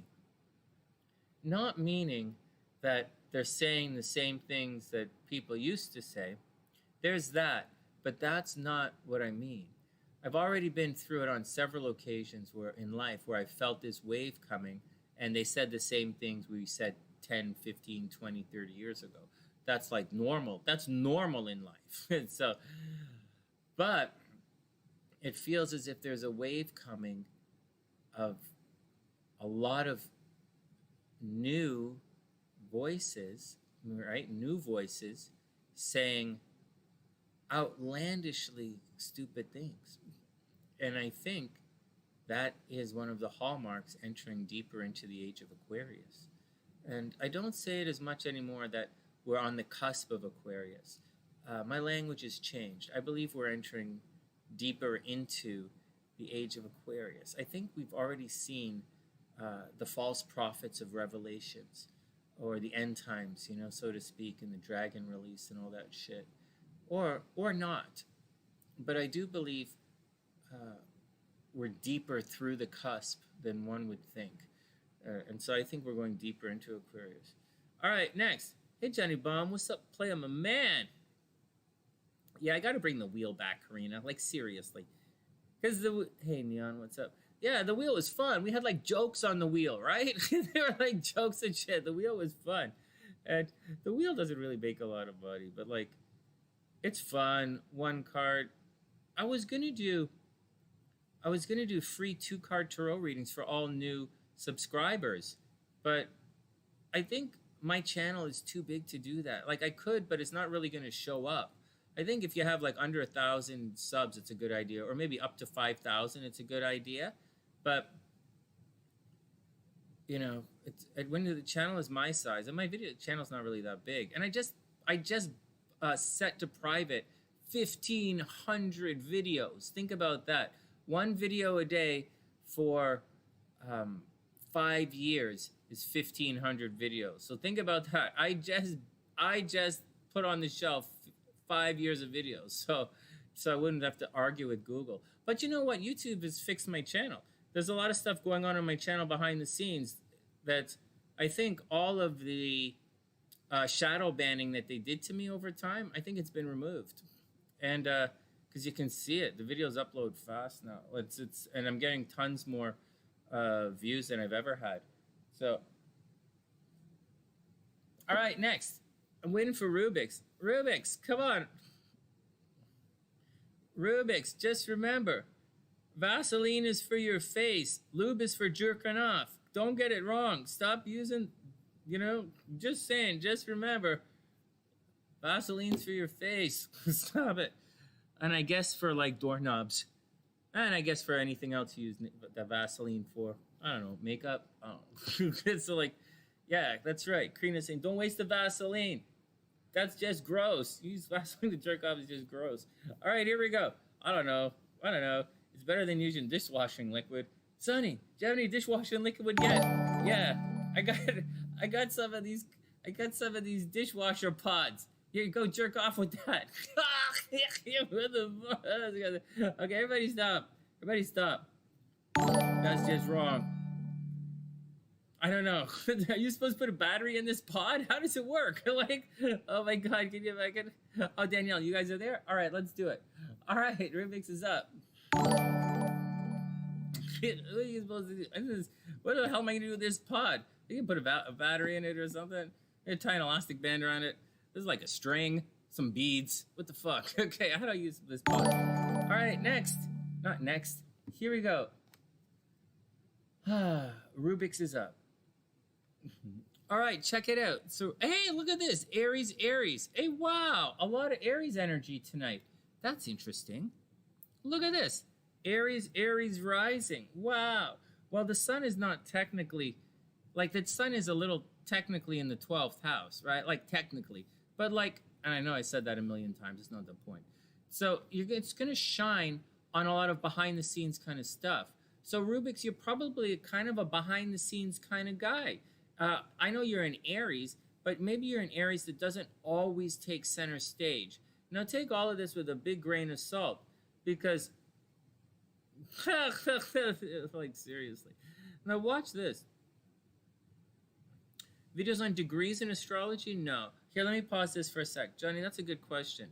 Degrees, degrees are pretty neat. I did a bunch of stuff with, or I don't have any videos on it, but there's a lot of stuff with degrees in astrology and the tarot. Very sincerely, degrees in astrology and the tarot. Lots and lots of stuff along that line. Then there's degrees in astrology with fixed signs or something. A lot of fixed elements out there. I did, and then I have the birthday book, right? Obviously, I have the birthday book. I used to read that for you guys, and I don't know where it is right now. I don't have it. I think it's in Toronto. And on top of that, so the birthday book is one. Then the okay, so then the degrees, I guess, and then SLC and I used to do a thing where we looked up the degrees, but I'm quite certain I have the book on my computer. I don't know what book it is. I really don't know, but it's no videos on it, because that's 365 videos, dude. 360 videos for one. It's like, that's not a lot, but it was really, it's neat. The individual birth dates are pretty neat. The degrees are pretty neat. All right, let's get back to it. It was a good question. I just wanted to take a moment and address that one. All right, here we go. Great question, Johnny. And you should look it up. I think it's pretty cool. Okay, next. Whoa. I think it's pretty cool. I do think it's appropriate. I do believe in it. But I wouldn't use it for predicting purposes. Meaning, there are a lot of people who say that this event happened because of some very random fixed star out in the middle of nowhere. Because for every single day of the year, you can say something is connected to some kind of fixed fucking star, or it's opposite some kind of fixed fucking star, or it's trined or sextile, or it shits on some kind of fucking fixed star. So when guys are predicting and doing all that, take it all with a grain of salt. That's like standing in a boat and saying, if I go in any fucking direction, I'm going to get wet. Because you are. So, unless you're a Pisces standing on it. So take that with a grain of salt.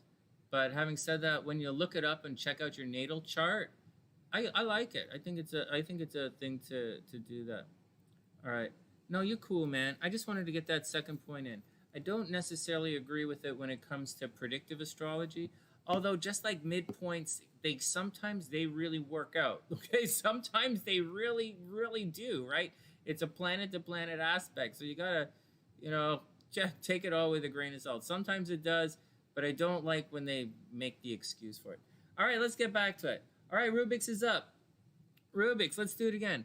Rubik's, thanks for your patience, man. So Rubik's is not, it's not a typical chart here. Rubik's is a little, you see, his sun is technically in the 12th house. So that makes them somewhat of a behind-the-scenes person, meaning people don't see you. Like everywhere you go, people don't necessarily see you, which is a little bit weird because you have very clearly, you have Venus and Mercury in the first house. So like, what the fuck? You probably, people with Venus and Mercury in the first house, they spend a lot of time looking at themselves in the mirror. They spend a lot of time trying, you know, talking about themselves. They spend a lot of time focused on their looks, talking about themselves, focusing on their looks. The people with Venus and Mercury in the first house can be a little bit narcissistic, especially with your sun right on the ascendant, except it's kind of technically in the 12th house. So it's a little behind the scenes. So when they look at you, so when they're looking at Rubik's, they're always like looking around, you know, like they're not just looking at you, like you're attracting based on your looks, you're attracting based on your name, you're attracting based on your personality. You might not like any of that, right? Chiron is here. You might not like the way you look. You might not like that people only like you because of the way you look. You might not like any of that kind of stuff, but nevertheless, that's the way it is. And so there are things about you might not like, maybe about your appearance that you don't like, but that's okay. You just work through it. You don't just work through it. It's not all that quirky or anything. And that's the major heads up for all of this. You know, you're probably an entrepreneur. I would imagine you're an entrepreneur. I would imagine you do things, your own way. I do anticipate you having, and there's a possibility that you really like to travel, although I imagine that you have problems with people from different culture.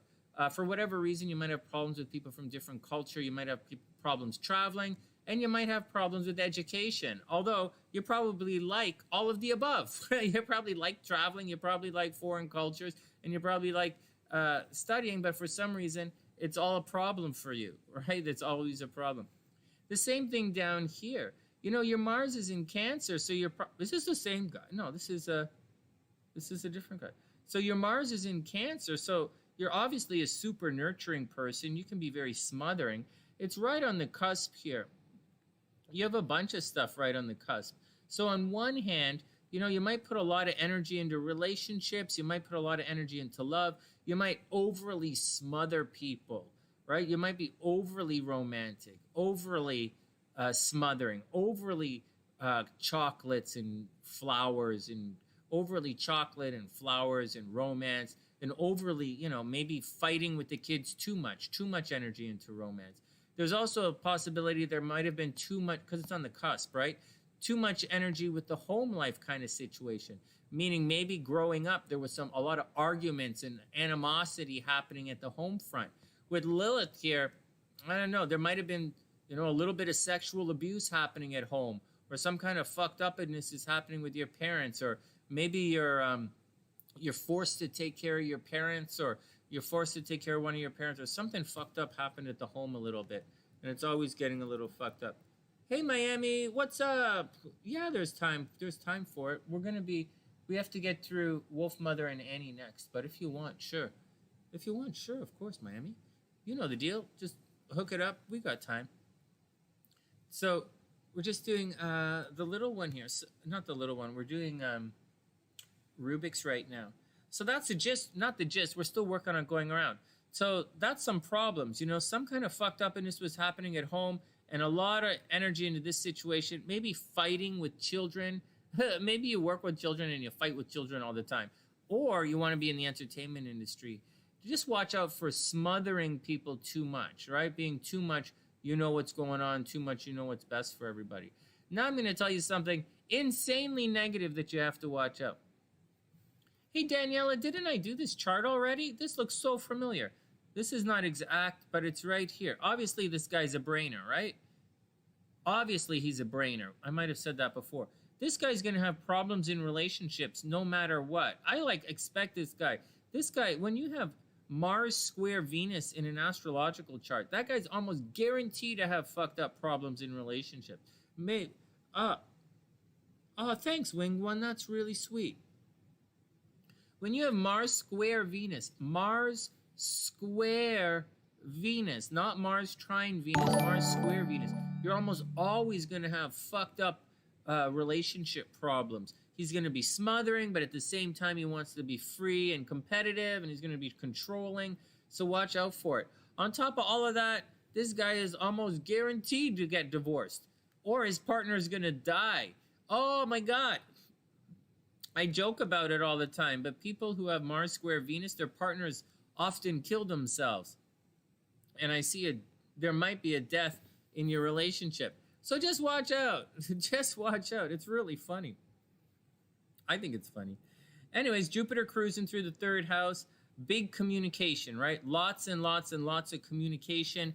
You know, maybe you're a computer programmer, or, you know, maybe you're a computer programmer or a hacker. You know, you work for yourself. You're going to make your money being self-employed, right? So, like, get out there. Lots of sales, right? In here, lots and lots and lots of sales. Always work the phones.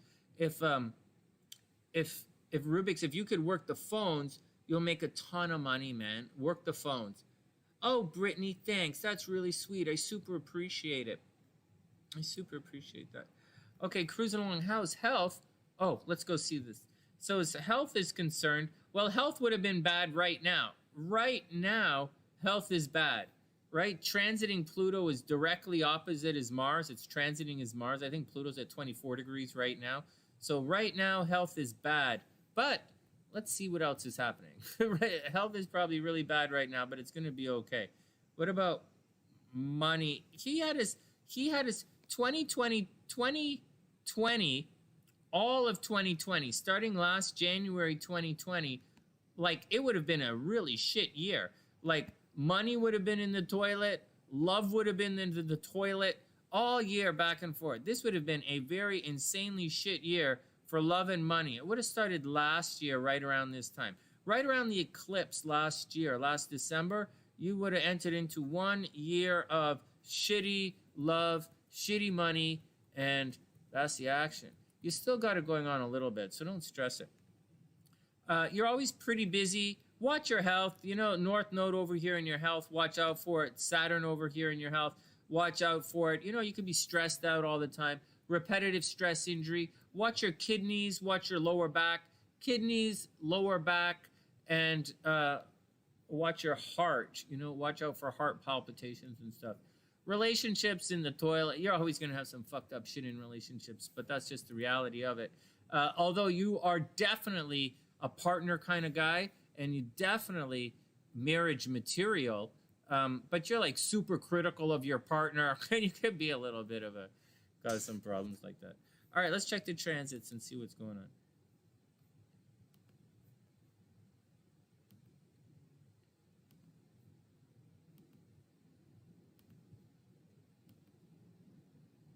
All right. Because you have Pluto as opposite as Mars, right? Pluto opposite the Mars, watch out for your health, right? Watch out for health, watch out for relationships.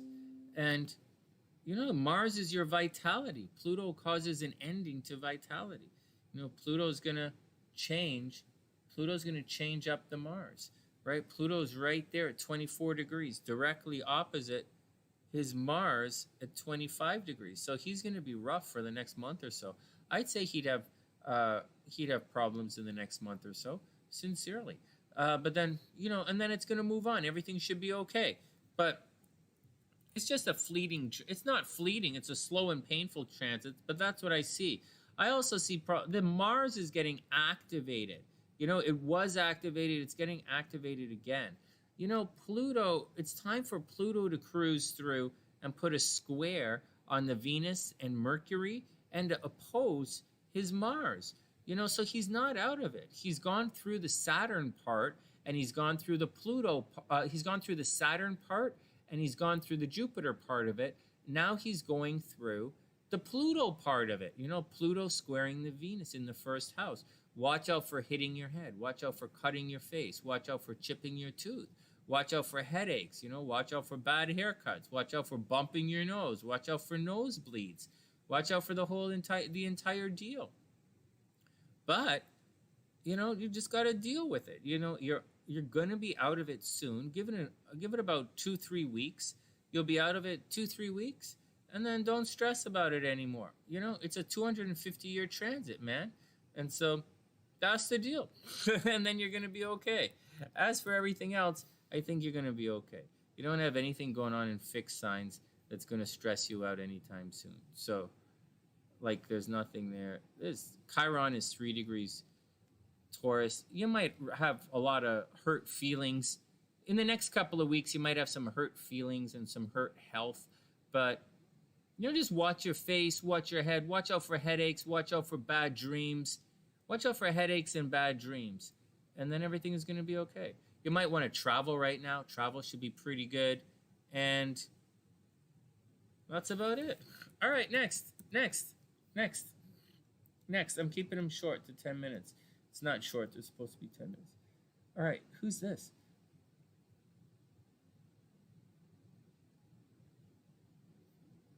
All right, next.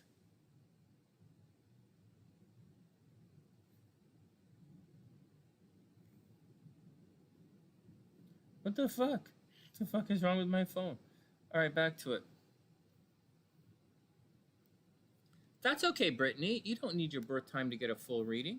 It's just, it helps. I'm not going to lie and say it's not going to help, but it's not the do-all and end-all. You don't have to have your birth time for a reading. For those who don't know their birth times and they want me to do their birth times, hey, Claire, what's up? Did you sent me...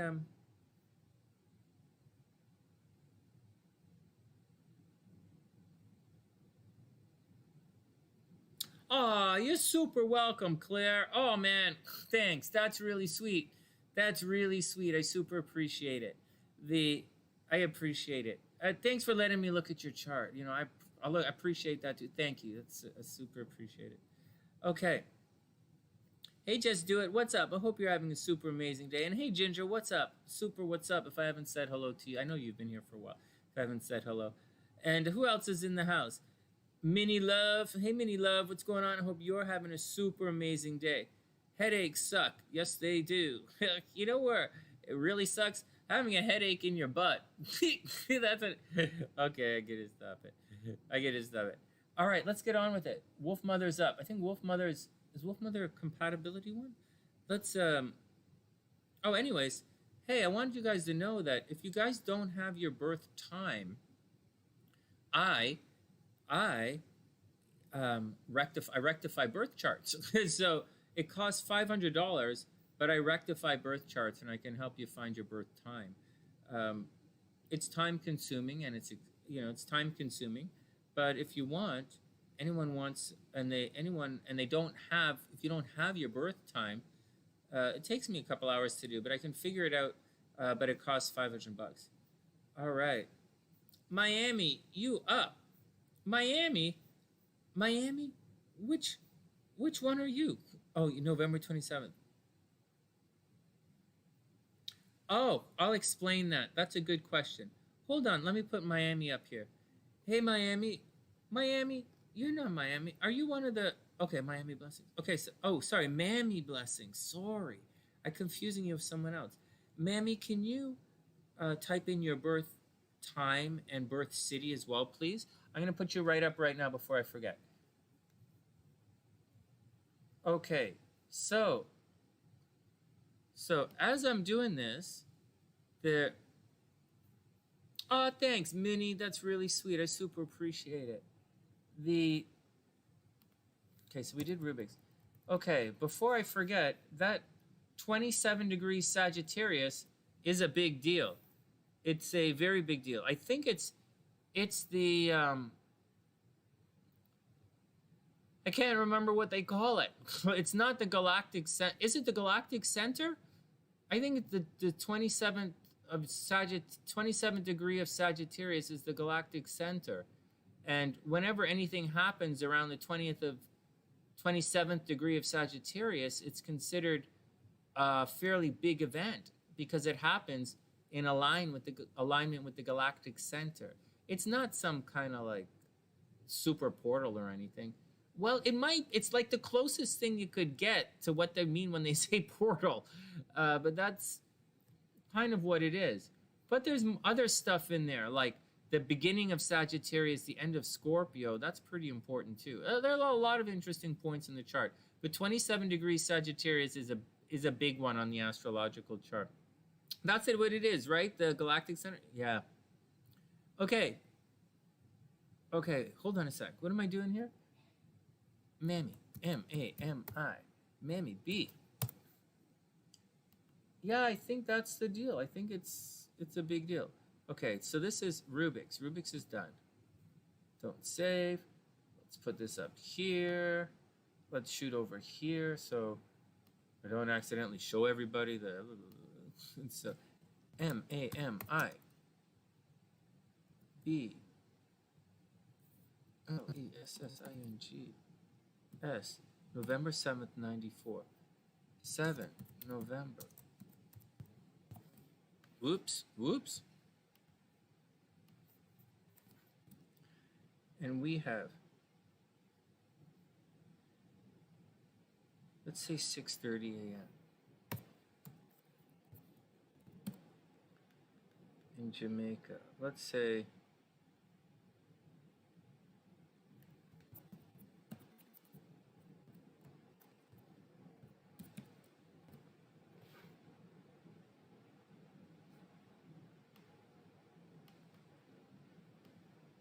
November 7th, 1994.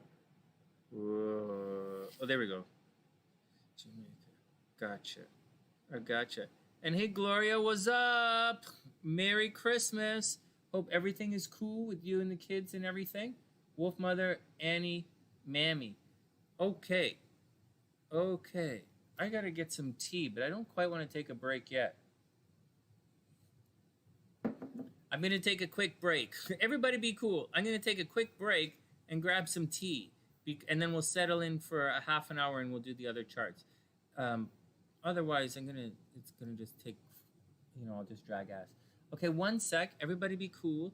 Everybody take a chill. I'll be back in 5 minutes. I just want to get some tea and we'll move on. I'm coming back with Wolf Mother's chart. Wolf Mother, Annie. Yeah, Annie relationship. Wolf Mother, Mammy, got you guys. All right. And if there's anyone else I missed, let me know, and they'll sneak in, and we'll cruise on through. This is... Okay, one sec.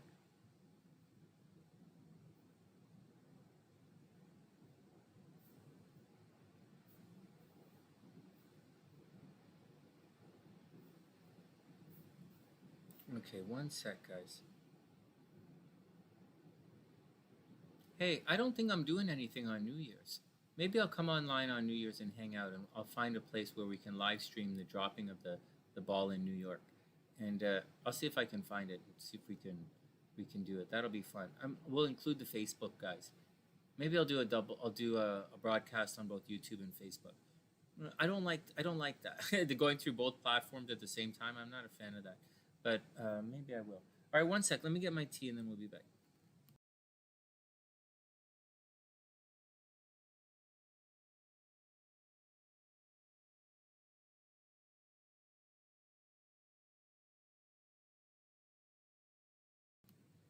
I got you, Mammy. November 7th, 1994. I've got you November 7th, 1994, 6:30 a.m. in Kingston, Jamaica.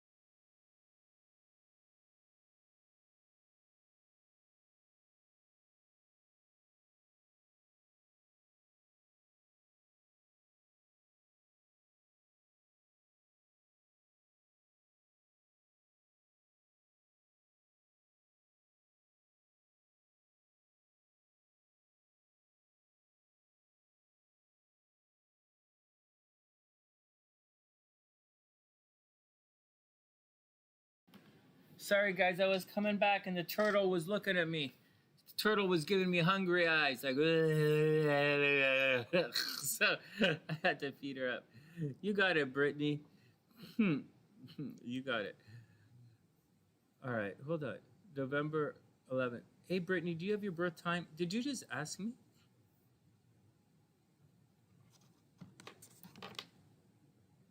Well, I'll do my best. I'll do my best without your birth time. If to do your one way, Karina is absolutely right. One way is to oh, hold on a second.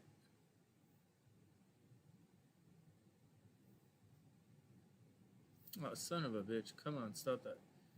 Okay, one sec. So what are we hold on.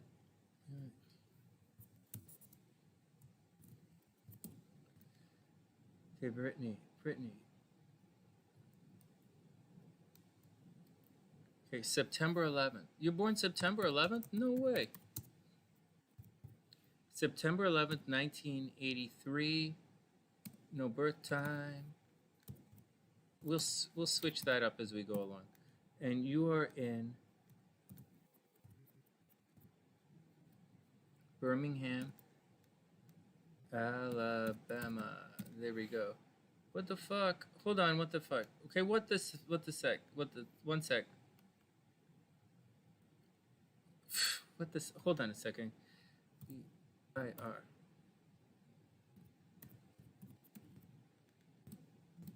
Okay, good. So there are a couple of things. If you don't have your birth time, there are a couple of ways you can do it. You won't get the ascendant. I'll tell you something that's really interesting about this. And I'm not... Oh, we're blurry. Hold on. Oh, and I got to put you on the thing. Mammy's there. Let me put you up there. Brittany. I want to explain something to you guys. It's a little fucked up. You're right. You won't have the ascendant. You don't... But it's okay. It's okay. You have what's... You have...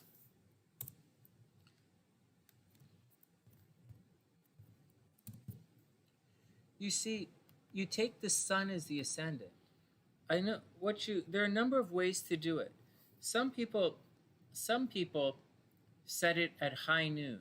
And I set it at noon here, but I'm going to put the sun on the ascendant.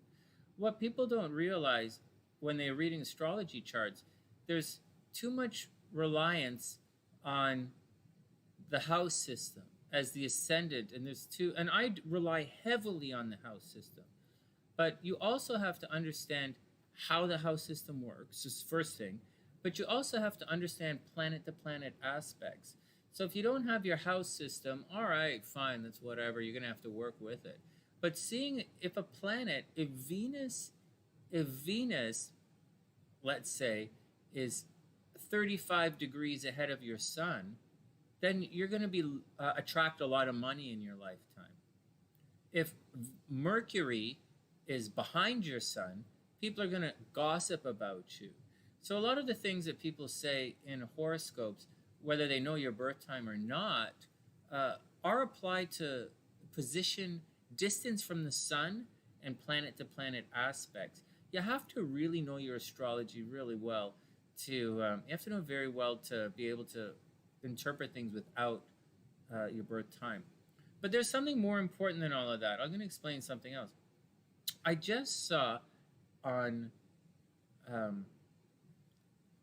Facebook, because you guys know I'm spending a bit of time on Facebook, right? Promoting the group. I'm not really promoting, but I'm doing the videos on Facebook. And I saw, I scrolled through, and I came through about 5, 7, 8, 9, 10 charts on Facebook, all asking about questions, all asking questions about astrology. And these charts are all using the whole house system. And I want you guys to listen closely. There are a lot of, 25 people watching. I would bet a number of you study astrology.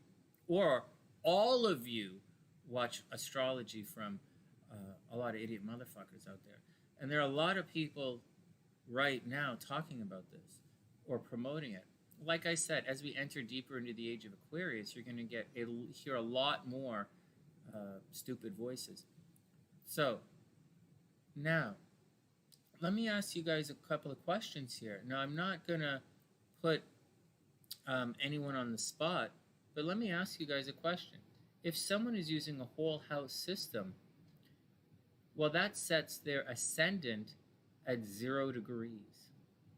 Do you guys know that? Are you guys up to speed with that?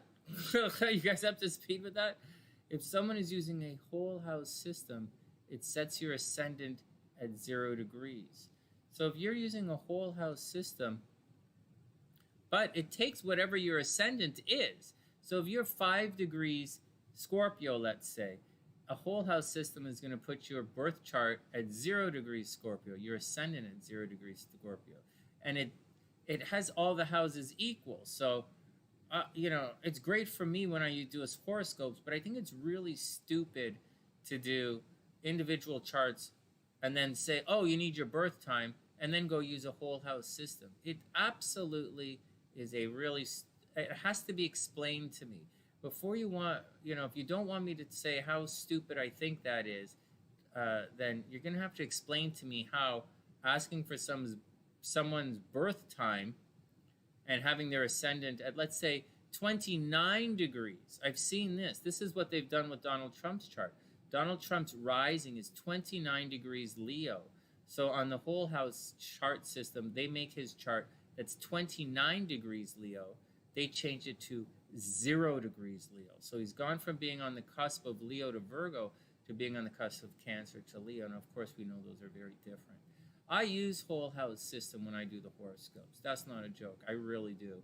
But I don't use it when I do individual horoscopes because it just doesn't make sense. Because answering these very questions, but to answer these very questions that you guys are asking right now about rising signs, just think about that for a second, and it makes a big difference. So it makes a big difference. I think somehow along the way, those guys, you see, there's another thing. The people who promote equal house system, they don't seem to understand how it works with the house divided into unequal segments, although it makes perfect fucking sense. It's so easy. But I don't get it. All right. Next, let's move on.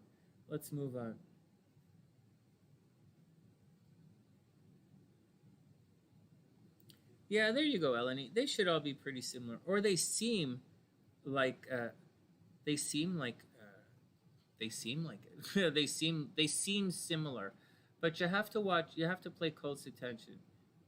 They do seem similar. I'm going to continue on with the readings right now. They do seem similar, but they're not. They're very much not.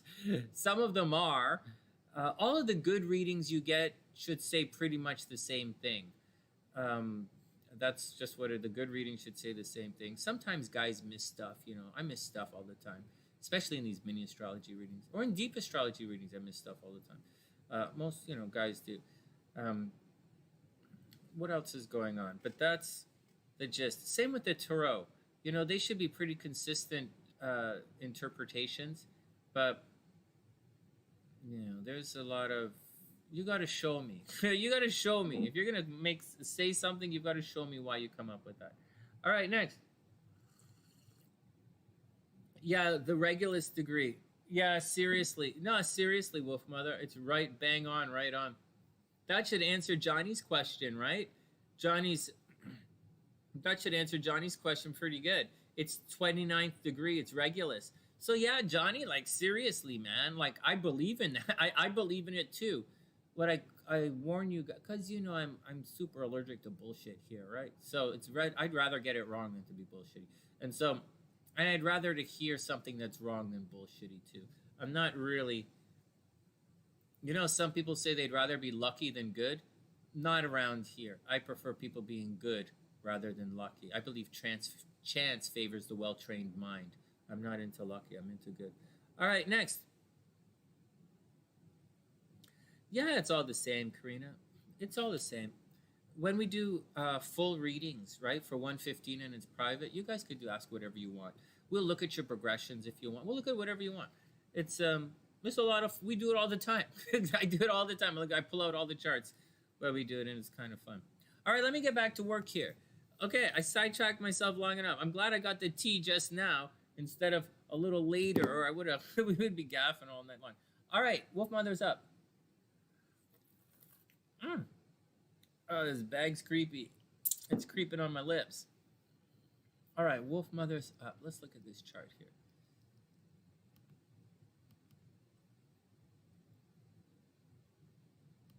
You know, it's not just that. This is Wolf Mother's chart here.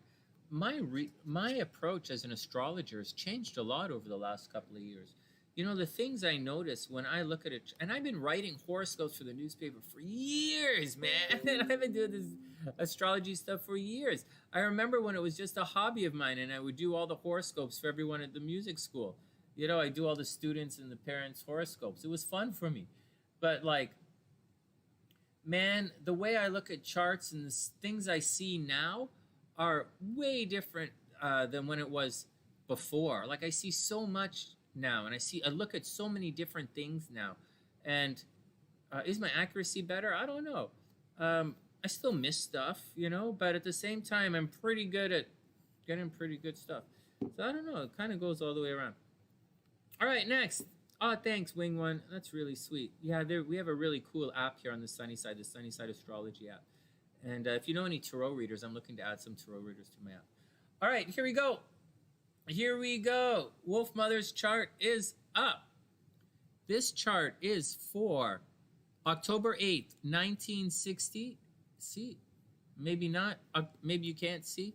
October 8th. Oh, son of a gun. October 8th, 1960. 2:43 a.m. in New Jersey, Jersey City, New Jersey. All right, let's do it. For those who want to know, hey, 7 days, what's up? I hope you're having a beautiful day. Let me reset this. For those who want to know, this is Solar Fire. This program I'm using right here is Solar Fire. I also use Kepler when I'm rectifying birth charts. If anyone doesn't have their birth time and they want me to rectify their chart and find it for you, I can do it, but it's $500. It takes it'll take me a day or so to do it. So I use Solar Fire to show you guys. I use Kepler. A lot of the personal readings I do are from Kepler. Black Sheep bought me a really cool program. It's Solar Blue, I think it's called. It's a really cool program here. And on the Mac, the question everyone wants to know about the Mac is, what do I use on the Mac? And I use one called iEphemeris. iEphemeris on the Mac. All right, next. All right, let's get down to it. Let's read just a little heads up, because guys want to know that kind of stuff too. All right, Wolf Mother's up. Let's do it. So Wolf Mother is a Libra. Nice. Leo rising. Nice. That's all right. That's a good combination. That's a really good combination. So the sun is in Libra in the 3rd house. So that's interesting. This would make someone who's really good at communicating, lots of beautiful words. She probably gets whatever she wants using her words. I'm not just saying that because the sun is in the 3rd house, but we have a whole bunch of stuff in the 3rd house. Holy crapola. We have Neptune making the language really nice, communication nice. We have Mercury here. She could be a communication machine. We have Venus here. You know, obviously good things in communication. Maybe good things with her brothers and sisters. Maybe she works with her brothers and sisters, or maybe she made money from her brothers and sisters somehow, or maybe she finds love through her brothers and sisters. On top of all of that, probably pretty good with sales. If she wanted to do something like that, she'd be really good at sales if that was the thing. On top of all of that, it's you know, like she's just good with that kind of stuff. Really, probably good with computers, probably good with communication, very good with writing. On top of all of that, you know, we have Mercury and Venus in the 3rd house. So this is someone in Scorpio, no less. So this is someone who has a close association with the occult. You know, someone who's really good with their brothers and sisters. Is someone who probably sees dead people. Wolf Mother probably sees dead people. She probably channels dead people in their spare time. Hey, Wolf Mother, are you like a medium or something? What the holy smokes? You like a medium? You got to be careful. If you're a Libra and you're a medium, you got to be careful. You're going to like get possessed. Seriously. Watch out for getting possessed. Seriously. Watch out for it. And watch out, watch out your Ouija board stuff. Just watch out for all of your stuff. All right. What else is going on? Uranus, obviously Leo rising. She looks good all the time, obviously Leo rising, right? You guys need to so, but then we have Uranus right on the ascendant. So this is, yeah, seriously, right? Watch out for getting possessed. Seriously. Uranus on the ascendant, you can come off a little quirky at times, but not a big deal. Plus Pluto, the people I've been looking at recently in their charts, people who have Pluto in the first house that I've noticed recently, they tend to want to have, like one of the Sunny Siders wants to get a facelift. Just saying. So Pluto active in your first house is going to make you unsatisfied with the way you look. And you're always going to work on changing your looks. Always going to work on staying young, staying young, staying young. You're probably super critical about the way you look sometimes. So watch out about it. You don't need to be critical about the way you work. And you could be a little quirky about it. Ah, very cool, Brittany. Yeah, sales is pretty good for a Libra sign. Or law, right? Sale or law. Now, okay, now, you know what? Your Venus actually makes, and your Mercury, this is the brainer thing again, right? This is happening. It makes a really nice aspect to your Mars. So whereas in the last chart, or when we looked at Rubik's chart, Venus was square Mars. That means your partner is going to die young. Your partner might commit suicide. Venus square Mars people have really difficult times in relationships. But Venus trine Mars can be really good time in relationships. So Wolf Mother should have really good times or no problems in relationships, except that we have some negative stuff in here. We do have Chiron kicking around in the 7th house, indicating maybe there's going to be some pain in relationships. It's obviously square your moon. So maybe there's going to be a death in your relationship. Maybe you're going to go through a very painful divorce. Maybe there's some cheating in relationships, or you're going to go through some very painful divorce. Or maybe there's something at work that you have to take care of that's going to force you to get divorced. Or some kind of painful thing is going to happen, which is going to mess you up. I see there's a strong possibility that the kids are going to be taken away. So maybe there's a possibility where you have difficulty having kids, and it takes you a while to have kids. I thought you had a couple of kids, Wolf Mother. I thought you were good relationships, right? I thought you had a bunch of kids, and so you don't have to worry about it. But like Saturn in there, that could easily cause a miscarriage at some point in your life, or something that takes away one of the kids from you. But you know what? If I'm going to be honest, you got Jupiter right here. Maybe you could end up having a lot of kids, or you work with a lot of kids, or you take care of a lot of kids. Your Mars is in Cancer, right? So you're super nurturing.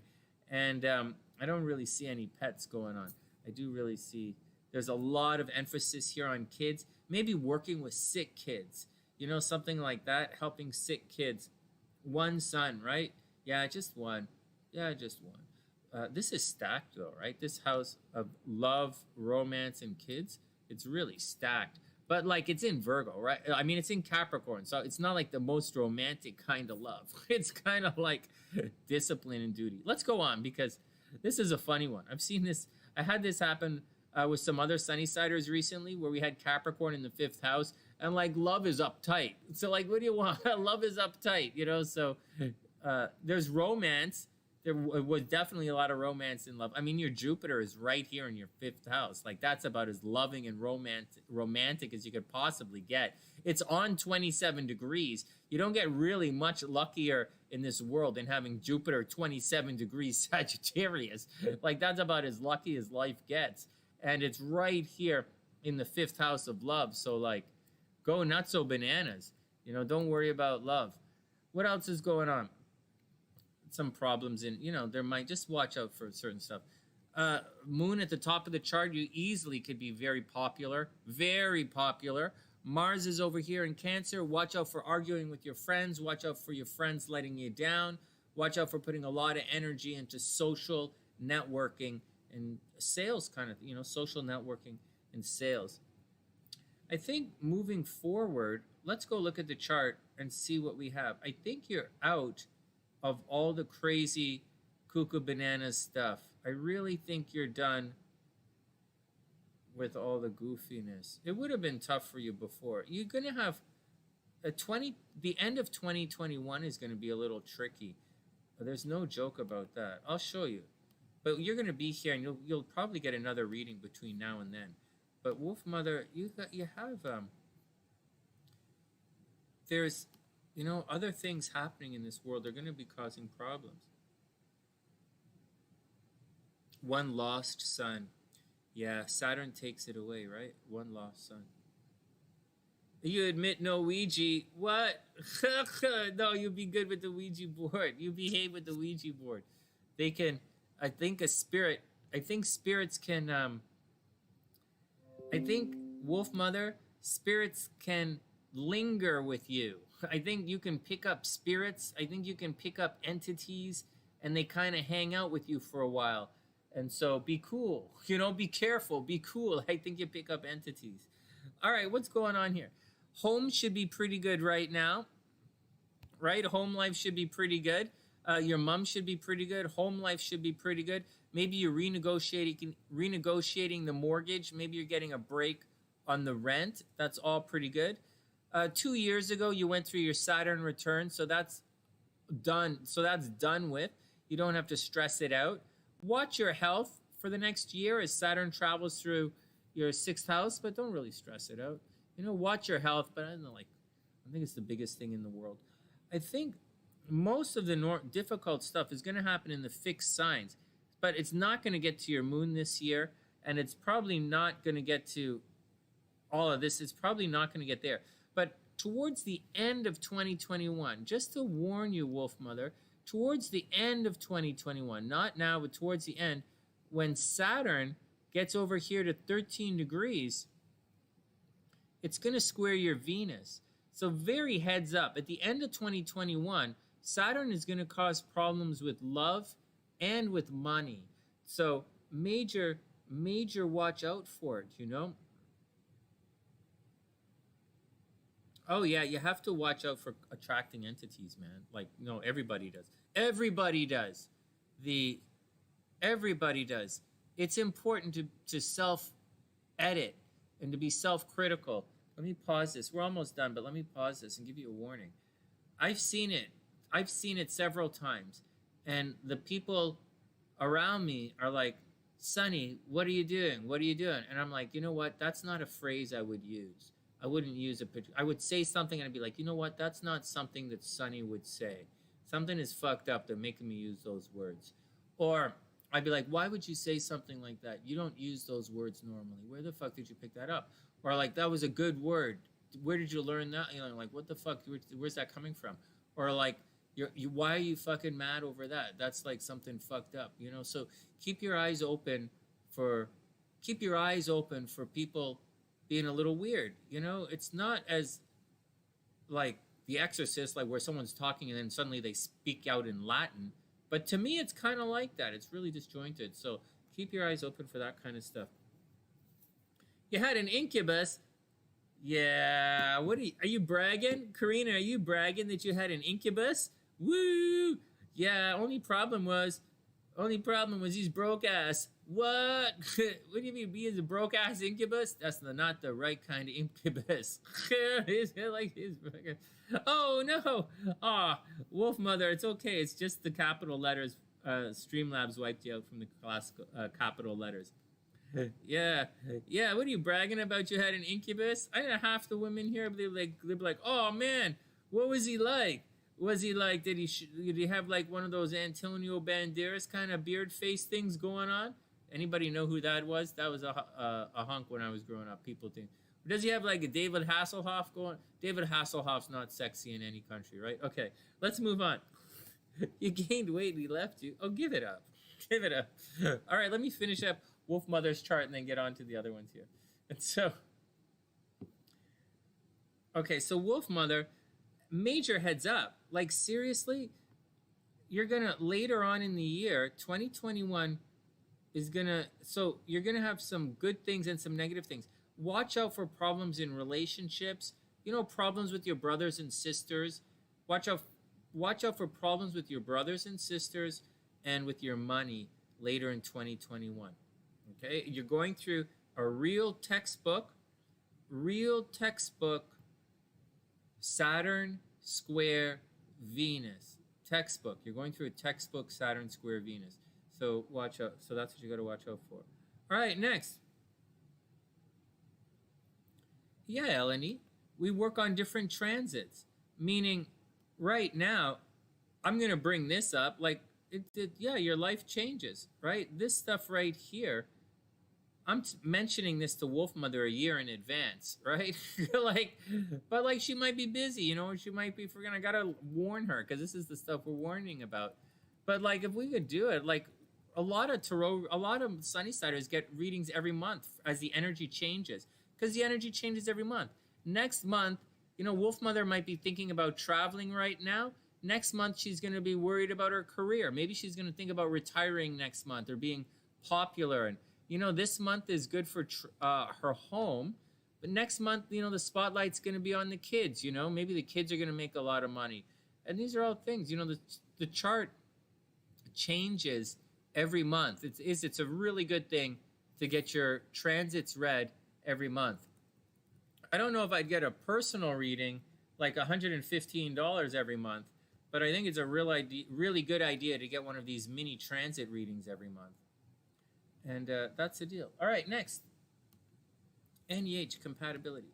Yeah, okay, NEH, you are up. You are super welcome, Earth Mother, Wolf Mother, Earth Mother. What the fuck is wrong with me? Okay, well, all right, let's look at Annie's charts. Okay, let's look at this guy here. So Annie is, so what's with this guy? Let's check it out. You're moving to Tennessee next month. Oh, well, there you go. Right? The whole deal is your home life, right? Your home is changing right now. So there you go. So what the frig? All right. No, the astrology is pretty cool. It's pretty neat.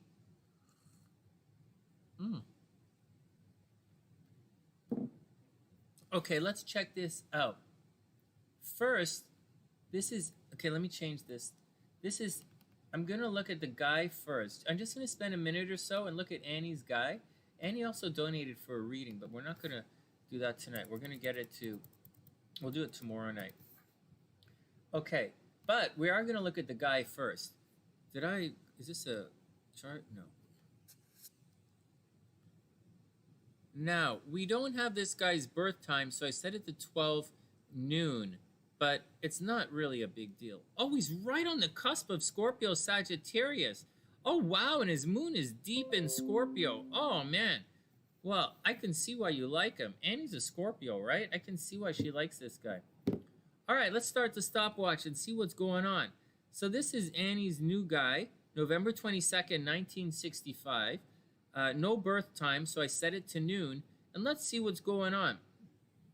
First up, his sun is behind his moon. So he's probably keeps his feelings to himself. Like his Mars is in Capricorn. So and his Venus is in Capricorn as well. So this is a gentleman. Annie, this guy could be a gentleman. You know, like he's a guy who's very driven, very dedicated, probably successful in business. He goes after what he wants. He's not Aries energy. He's not impulsive. He's not crazy. He doesn't run all over the place. He doesn't, do anything cuckoo bananas. He's very stable. He's very steady. He likes stable. And he likes steady. And he's very progressive. He's extremely social conscious. So watch out for it, right? He's extremely social conscious. He does mind his P's and Q's. So watch out for all of that. All across the board, it's his Mars and it's his Venus. So it's right across the board. Having said all of that, he's not really a typical Scorpio. I mean, his moon is in Scorpio, so be careful because his moon is in Scorpio. He can be very fatalistic. He can be extremely moody. He probably has a close association with death and the occult. And this guy absolutely keeps his secrets to himself. He might he might appear to be telling you everything about himself, but this guy keeps his cards close to his vest, so watch out for it. You won't necessarily always know what's going on with him. Having said that, he probably actually thinks about himself a lot. He probably, with Mercury, anyways, in addition to that, he's probably not a regular Scorpio. He's probably a very optimistic Scorpio. And although he's very controlling, right? The moon is in Scorpio. The guy's obviously psychic control freak, right? He's a psychic and he's control freaking. So watch out. His Mercury is also close enough to his sun where there's a possibility that he does spend a lot of time thinking about his appearance and how he fits in the world. So he's probably always looking good, always, he's probably more worried about his appearance and how he fits in the world than he lets on. And he's probably pretty easy talking kind of guy. He probably, he's probably good with the joke. He's probably quick wit. He could easily be a teacher. I would guess something like that. He might teach a class or he might travel quite a bit. Definitely business kind of thing. Hey, Susan, what's up? I hope you're having a super amazing day. This is Annie's chart here. This is her new BFS chart. So that's the gist of this guy's chart. I mean, he has Saturn in Pisces, Chiron in Pisces. He's a bleeding heart. Like, he's a little uptight. He's a little stuffy. He's got to learn how to loosen up a little bit. But at the same time, he's a Scorpio. He keeps his feelings hidden. Watch out for it. He's obviously expressive, right? But it's like, you got to know it. He's not like loud and proud. It's a different kind of thing. Although he's very worldly in his views. On top of all of that, he can be a little nitpicky. This guy is a little nitpicky. He's a little nitpicky. He's a little stressed out. There's a possibility this guy gets divorced, right? The guy does not like to be tied down. Does not like to be tied down. Does not like to be stressed out. But at the same time, he is a control freak. So you got to watch out for it. All right, that's the gist of his chart. And is there any stress going on in his chart? No, I think his chart's going to be okay. I don't see too much stress in his chart happening. And so, not really. Let's look at the compatibility.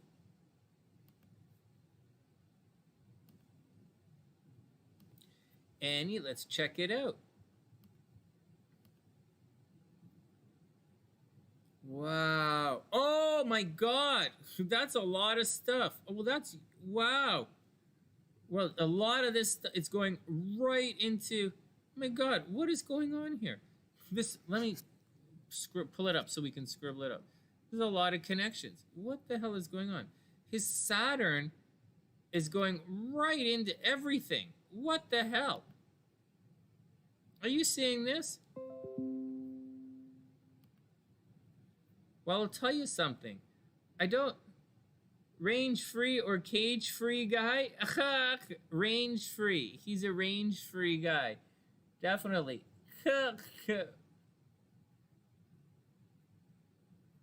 You can't go cage free on any guy. You know all the guys got to be kept in their cages. I would never like that. It's always some kind of thing. Hey, check it out though. So, like, this stands right out. All this blue stands right out. It's like, what the hell? That's a lot. That's what the hell's going on. And it's, of all things, it's Saturn and this Chiron Saturn and this Chiron. But it's a harmonious aspect. How? What the hell is that? Seriously, what the hell is that? So, like, maybe you should go for this. Annie, maybe go check the guy out. He has Saturn. His Saturn is right on top of your Venus. This usually indicates an age disparity, but you guys, an age difference. You guys obviously have an age difference. Go check this guy out. Go make yourself available. He seems like your type. Jupiter is retrograde in relationship sector. I don't know. I just see that there's a huge connection here where his Saturn flows so harmoniously into your stellium right here and makes this, this trine with Uranus. Like, look at this. Go check him out and see what happens. This is exciting. Anyways, let's see what else is going on. So, the moon, like, you need the moon to be into the thing, right? Like, if his moon's not into it, you're not into it. But his moon at 21 degrees isn't necessarily a lock. His moon's not really into it. And his sun, well, his sun lights up your Saturn, that's for sure. That's for sure. And the Mars, his sun lights up your Mars and your Saturn and your Jupiter. I guess we can throw the nodes in there. Well, he lights you up a little bit. His Jupiter does it too. Like, his Jupiter makes aspects to your Saturn and your Jupiter. You know what? I don't think this is a lock. I think the connections are good for friendship, but I don't think it's a lock for relationships. See, your moon is at 14. I mean, is this really your guy? Whoa! Maybe. Okay, so your moon makes a really strong connection to his Venus. So maybe, maybe you really do have a real strong crush on this guy. A real strong crush on this guy. But I don't know that he's really into you. Where's his things at 25 degrees? You're at 25. He's at 4. You see, you don't really have anything at 4. Right? And his Mars is at 6. His Mars not really going in, Not really going in. So, I don't know, Annie. I see there's a lot of friendship in this one. I see why you like the guy. Hey, Susan, what the hell happened? I didn't even see Susan getting messages delete. Oh, all of the, that's going to be a word for harmonious aspect. Oh, that's funny. No, it's not a harmonious aspect. Lick his shoes? What are you talking about? Don't lick anybody's shoes. Don't ever do that. This is close. No, don't lick his shoes. Don't be like that. You don't have to knock yourself out for this guy. I can see you really dig this guy, though. I can see that. Your moon is right into the way he's loving. He's probably has a soft, he's probably really soft for you. He also really thinks you're good looking. Just to let you know, he really thinks you're good looking. Plus, all of this energy in the first house really lights up your first house. Like, he's really brings a lot of love your way. Like, just his personality. But I don't know that this is really going to work out for you. It's all going to be behind the scenes, right? The sun is behind the scenes. His Mercury is behind the scenes. I don't really see it working out. I don't see you guys arguing. It's just, Annie, that the biggest connections that you guys have are these Saturn connections. And there's nothing wrong with it. It's just not the most... See, Saturn, right? You guys, the biggest connections you guys have are Saturn connections. And although they are definitely harmonious connections, there's nothing negative with these Saturn connections, it doesn't really do the best for romance. It does help when there's an age difference, but it doesn't really, spark the romantic vibe. So, although I see that you really do like this guy. And so, but that's the deal, and he likes your support. And so, that's the deal. Oh, no, I know it's a joke. I know. All right. No, I know it's a joke. I didn't come off cross. Or I know it's an expression. I know it's an expression or a joke. But also keep in mind, I read the messages. I get the comments late. So I'm not sure always when you guys type what you're commenting on. It's all cool. Hang out with them. Annie, go check it out. I would like to hear what happens in this relationship. It looks like you guys are it looks like more like a work relationship, or maybe he's a doctor or something, and he's a lot of, there's a lot of reasons, for whatever reason, you guys are together in more of like a formal kind of arrangement. It's all these Saturn things. I would imagine it's very formal. Almost like you're taking a class and he's teaching the class. All right, next. Which is pretty cool. If he's teaching a class, then go for it. I could see why you like this guy. All right, next. Mammy's up. Thanks for your patience, guys. Welcome to the sunny side. I'm always going blah, blah, blah. It keeps me interested. I get sidetracked. All right. I don't know. That was an interesting one. Annie, that's an interesting one. You don't really see a lot of charts that are kind of held together with the Saturn. You know, the glue, you know, when they lock each other up, they lock in with each other. It's the, you don't really see a lot of them with Saturn. But Saturn is, I almost always see some kind of Saturn in there, right? It adds a little longevity to the relationship. But you guys have a lot of Saturn in there. You both do. So a lot of, you know, formality, let's say, which is kind of interesting. So it's really interesting because I know you guys are all at different places looking for different things, and it's interesting to see the different stuff that comes up. And, you know, it's my experience, right? So, you know, we experience more as we move on. Like we just saw Wolf Mother, you know, 2 kids, Saturn in the 5th house, but also Jupiter is there too. So, you know, lose one, potential more, you know, so.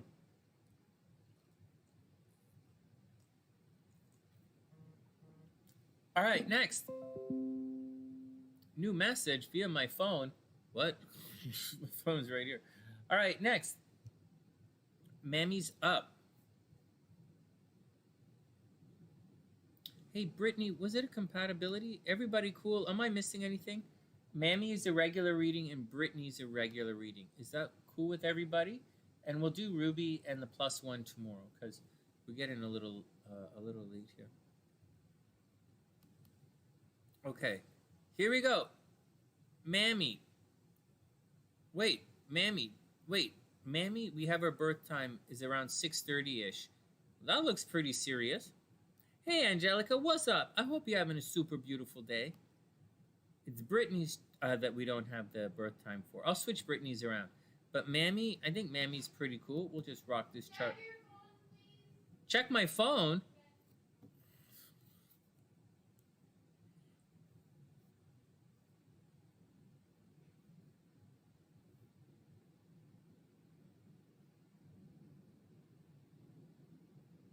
Pronounced Mommy, not Amy? What are you talking about? M-A-M-Y is Mamie. No, it's Latin. Mommy. It's Latin? Yeah, like Latina mommy. Like mommy, Bobby. It's mommy. Yes, it's Latin. it's You're right, baby. All right, I'll check it out. Mammy, right? Is that how I do it? Not Mammy. Mommy. Latin, right? I'm being an asshole. I'm sorry. So what do I say, Mommy? What? You're not going to talk anymore because I was making fun of it? All right, fuck, whatever. Thanks for interrupting. All right, next. Too late. I'm putting my headphones back on. All right, next. Let's go on. Oh God, there's nothing worse than someone who starts a conversation and runs away. All right, let's go on. Mammy's up. Hey, where the hell is my picture? Oh, here we go. Mammy's up.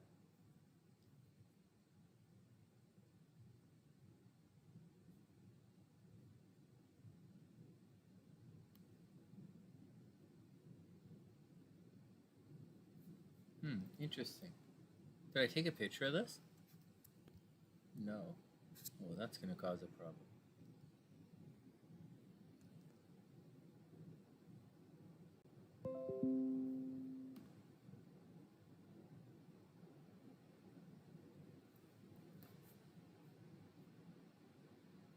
There we go. All right. Mammy's up. I'm a Scorpio. Hey, Shell, what's up? I hope you're having a super amazing day. Mommy.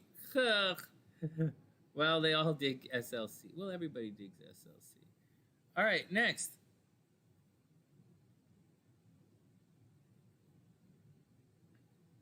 Hey Ma, what's up? These readings are $25, and all you have to do is hit the super chat button and make sure you send in your information.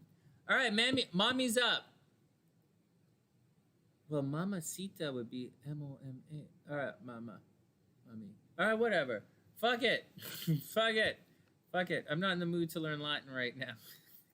Okay, let's go. Let's do it. Oh. All right, here we go. Mommy's up. Mommy's up. So I think we had the birth time. I think I wrote it down here. Mommy's November 7th, 1994, 6:30 a.m. ish in Kingston, Jamaica. All right, mommy, here we go. So we have around the birth time, right? So half an hour in either direction is going to move it deeper over there or deeper down here. But it looks like it puts Scorpio right in the center of Scorpio. So if you're born half an hour in either direction, you're going to be a Scorpio rising. Are you definitely a Scorpio rising? Not necessarily. You could be born an hour and a half in either direction. It's going to change things. But for the most part, let's just say you're a Scorpio rising. You'll know this fairly easily. You can tell if you're a Scorpio rising. People who are Scorpio rising tend to be very polarizing. Now, you're also a Scorpio, right? So you're going to have, whether you're a Scorpio and a Scorpio rising, we'll see. But a Scorpio rising, these guys tend to paint their fingernails black. They tend to have a goth image look. They look a lot black. They might wear a lot of white makeup. You're from Jamaica, so I don't see you doing any of that. Scorpios might bleach their hair. They might dye their hairs. They might do their fingernails. Scorpios are very polarizing. Scorpio risings are very polarizing. People are going to love you or hate you just because of the way you look. And so you got to watch out for it, right? And so the one pause here. That's cool, Brittany. For the super chat, we could always use PayPal. I'm not using Cash App right now, but if you could also use PayPal here, if that works. All right, next, or I'll set up Cash App down the road. Here we go. So those are the things you got to watch out for, mommy. Watch out. What else is going on? So this is the kind of stuff you do when you don't have the birth time. You'll see that Venus and Mercury are both behind the sun. So is the North Node. The North Node is actually conjunct the sun. So I'd say you'd have a lot of identity crisis going on in this lifetime, meaning very easy for you, for people to like get really mad at you just for who you are. Or you might get blamed a lot in this lifetime for stuff you didn't do. There's a lot happening behind the scenes. People obviously gossip about you. So watch out. People gossip about you. They talk about you behind your back. And there's a possibility that you could get into secret love affairs in this lifetime. So secret love affairs, secret relationships. You're going to have crush on guys. Guys are going to have crush on you. There's a possibility that love is unrequited. Maybe you really love someone, but you're unable to show your affections to that person, or someone really loves you, but they're unable to show their love to you. And that's going to be a theme for your entire life. So you just got to roll with it and deal with it. You know, there's a possibility you might end up getting you might end up getting married you might elope, right? Some kind of secret marriage or something like that. You run off, or you might run off to get married. And that's all a big deal here. You're very Scorpio kind of person, although the Scorpio stuff gets you into trouble. With the Venus in Scorpio, you like to bond with people sexually. You know, you like a very physical, very soul connection in a relationship is what you're looking for. But your Mercury is in Libra, so you obviously have to get someone who's very communicative, who's very balanced and fair play. I dare to say you have to be careful because you could probably be quite argumentative and not even realize it. You might think you're being balanced. You might think you're saying the right thing. You might put a lot of energy into helping the other person come clean with their goals and their idea. You know, always asking how the other person is doing. How's your day? How can I help in your business? Why don't you try this? You know, always helping the other person. But I bet you always also take the other side in arguments. And just by nature of taking the other side of arguments, I know from your perspective, you're just being, you know, balanced out. But it can come across as quite argumentative at times. You know, some people like to say with these placements, you might say that you're fond of a nice debate or you like to talk it out. But truthfully, it's arguing, and you have to watch out for starting fights all the time. Yeah, she has Venus in Scorpio as well. Yeah, like seriously, Venus in Scorpio. And he's like, I can polarize a room in 1 minute or less. Yeah, try saying that without holding magnets. You can be like, this science girl walks in, I got 2 magnets, I'm gonna polarize the room. Or I got a battery and a long wire, I'm gonna polarize the room. All right, stop, no nerd jokes. All right, let me calm down on the nerd jokes. Calm down on the nerd jokes. Okay. All right, so mommy, that's the deal. So mommy, watch out for all of that kind of stuff. A lot of behind the scenes stuff, close association with the occult, balance and fair play. You can be more argumentative than you realize. You're probably something about the way you look that you don't like. Maybe you have some pimples or something about your complexion you don't like. Moving along, you probably take things, your moon is in Capricorn, and you're probably really interested in making money. You know, very interested in making money, getting it all done, very secure. You're probably very goal-oriented, like very, very goal-oriented. So do it, you know. There's a possibility you want to marry a rich guy, and there's nothing wrong with that. 1994, yeah, you might be married, might not be. You know, you might want to marry a rich guy. That's all right. I would say you're, okay, continuing along, Saturn way down here is usually going to cause problems at home with your parents. It can indicate, it can take away from your parents, indicating maybe one of your parents was absent. You know, like your dad had to travel, or your parents got divorced or separated, or they were taken away from you. Like maybe you were taken away from your parents and you grew up with your grandmother, or there wasn't anyone around the house, so you were adopted, or you moved around a little bit, or you grew up with a grandmother or uncle or something like that. But there's also, you know, there's some kind of instability happening at home, especially when you were younger. But you had a lot of support, right? You had a lot of love and a lot of support. There was just some instability. Maybe your parents were divorced. Also, some cuckoo banana stuff happening with your brothers and sisters. Always cuckoo banana stuff. Your health should be okay. I wouldn't worry about your health.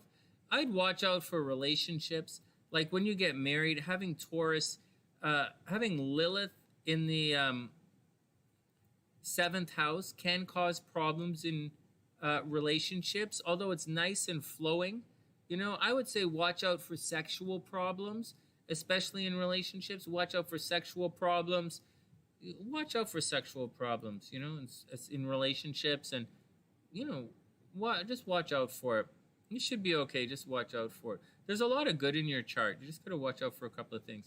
You know, with this much energy in the 1st house, we've been through this before. This much energy in the 1st house often causes problems in love, especially when it's opposite Lilith. Lilith always fucks things up, right? So you might be trying to do things in relationships that actually fuck you up. So watch out.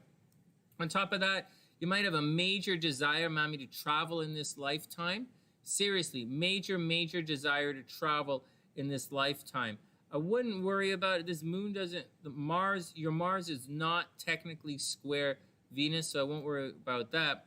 But it is square. Venus is square your vertex. So you might have love problems in this lifetime. You know, home problems and love problems. It's just like your partner's probably going to be a little showy, and you're probably a little bit more reclusive. And I think that's what the problem is. You know, your partner's a little showy, you're a little reclusive.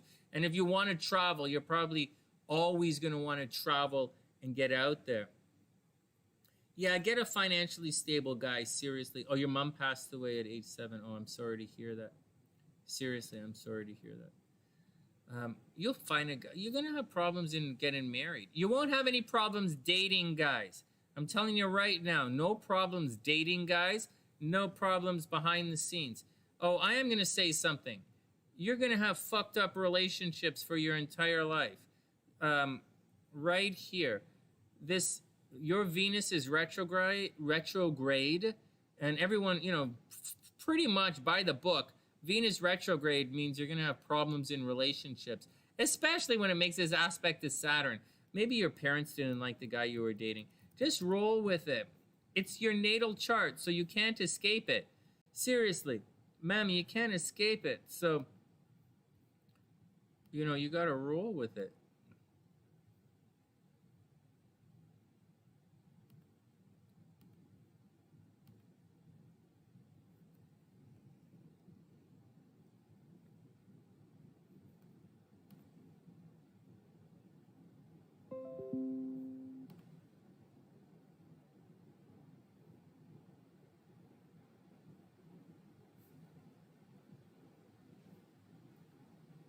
All right. Wait a second. Why is this not fitting on the freaking cal? All right, good enough. All right, here we go with the transits. Oh, I'm getting on. It's only supposed to be 10 minutes long. Right now, watch your health. For the rest of the year, you're going to be really busy. Watch your health and busy for the rest of the year. Like super busy. Money gets really good in the next couple of weeks, so don't sweat nothing. Starting in about a week or so, less than a week, like in a couple of days, money gets really good. Really good. And I think that's the deal. You should be looking really good right now. Money's going to get good. Money gets good. Money improves. Nothing really going on with your home life. You're going to go through your Saturn return in a couple of years. Don't worry about that.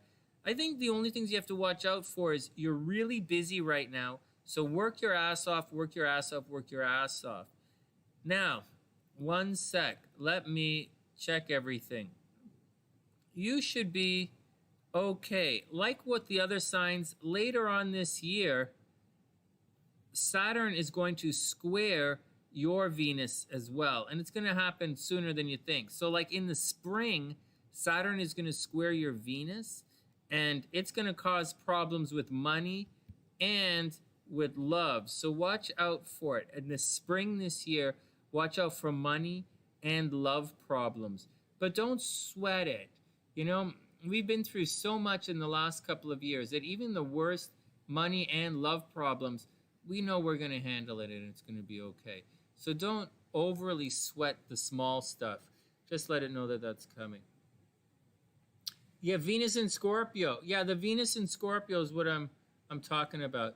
What's that? Yeah.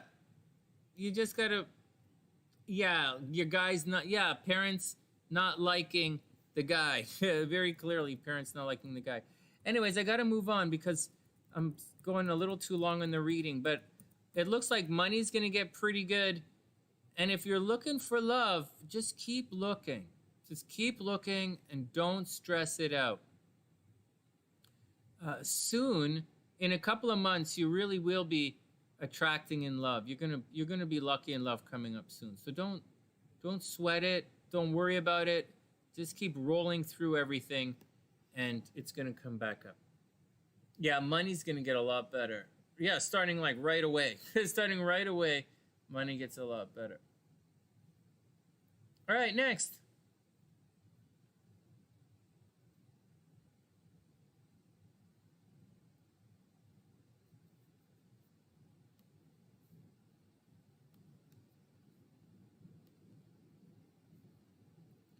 Okay, so when Brittany's chart, so we're going to do Brittany's chart next. And when we do Brittany's chart, I'm going to change the ascendant. I'm going to put the sun on the ascendant.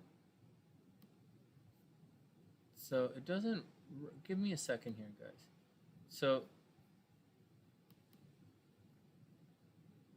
now this is not a chart rectification, right? For me to rectify a chart, it takes a while to do.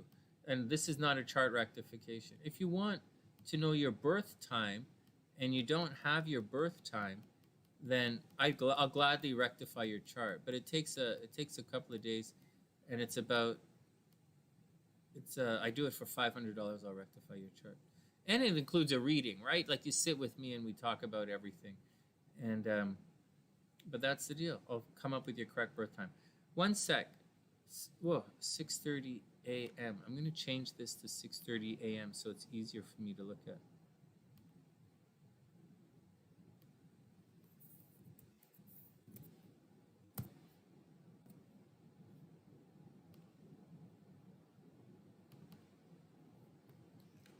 All right, Brittany, you are up, my man. That's cool. No big deal. Yeah, you said you were a guy earlier. It's all cool.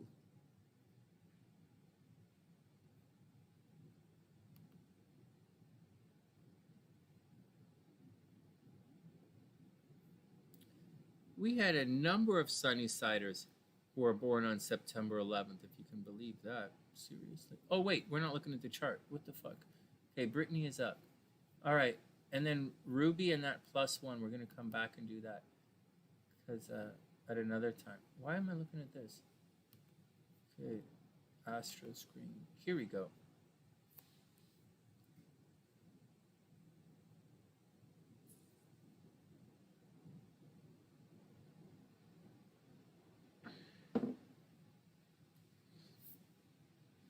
Well, one of the ways we do it, you know, Shell, if we don't know someone's birth time, I can rectify the chart. And a rectification is I send you a whole bunch of questions to answer, and you answer all the questions, and they're not like questions like, do you like pets? They're not questions like that. They're not questions like, do you like to be controlled? Or like, do you like sparkles? It's not the questions like that. They're questions like very specific questions about events in your life. And we take, and I rectify the chart through answering. I ask you a bunch of questions in email, and you tell me all the answers, and then I put it together. And then I tell you when the most likely time that you were born. It costs $500, and you also get a reading with it, and we do it like that. It's a lot of fun, but that's called rectification of a chart.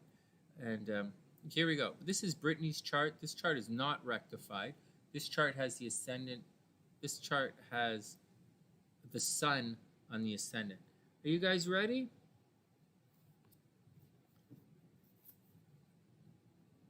That's cool, Shell. Shell, good question. You know, it's a good question. People don't always know the answer to that. But I'm telling you, you got to watch out some of the things. Some people go on and on and on and say, like it's kind of the peeve of what's going on right now. On Facebook, I see so many people using the whole house system. And they're like, you don't know anything. If you don't know your rising sign, you don't know anything. If you don't know your rising, you don't know anything. And then the motherfuckers go and change the fucking rising. They go, if you're born at like 20, 25 degrees Scorpio, they're going to put your ascendant, they're going to put your ascendant at fucking 0. Like, what the fuck is wrong with everybody? And so, I think it's fucking retarded. I think it's absolutely fucking retarded. It's going to have to be explained to me why they would do something like that. And because it's a little bit fucking retarded. And so, yeah, Heather, we could do one more. Sure, why not? Sure, why not? We can squish in one more. All right, let's get down to it. This is Brittany's thing. But anyways, you don't necessarily need your rising sign, but for certain things, it really does help. And you'll see as we read through Brittany's chart, we'll try and figure out, we'll see what's going on here. Okay, so Brittany is a, what the fudge? Hold on.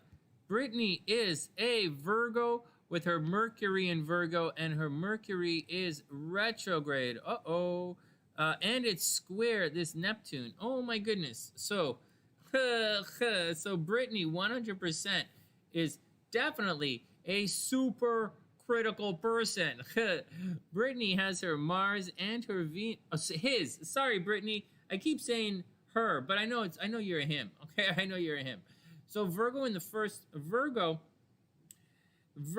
Oh, you cool. Okay, Trish. So Virgo, excuse me. So Brittany is highly critical.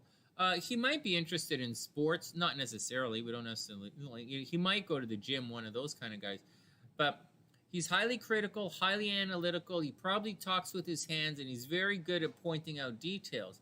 In addition to that, Mars and Venus are not exactly conjunct, but they're pretty close together. They're in Leo. So the guy probably is quite loud and proud, or very demonstrative.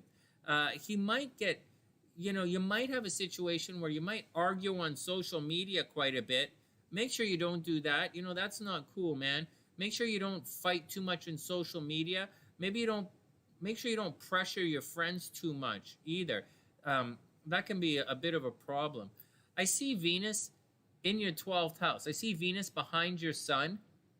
And as a result, I think you might get into secret relationships. And so watch out, man. I think you can get into secret relationships. Oh, you're a college tennis player. Oh, man, that makes you competitive with your groups, all right. That's definitely competitive. That's definitely competitive, man. Holy shit. I bet you were pretty good, too. And so, anyways, watch out for secret relationships. I see you getting involved in a lot of secret relationships. I don't think your relationships are always going to work out. Actually, I think you're going to have problems in relationships in this lifetime. I see two things. One, problems in relationships and problems in communication. Obviously, your Venus is retrograde and your Mercury is retrograde. So, and it's all square your moon. I think you wear your heart on your sleeve, and there's a possibility to get burned all the time.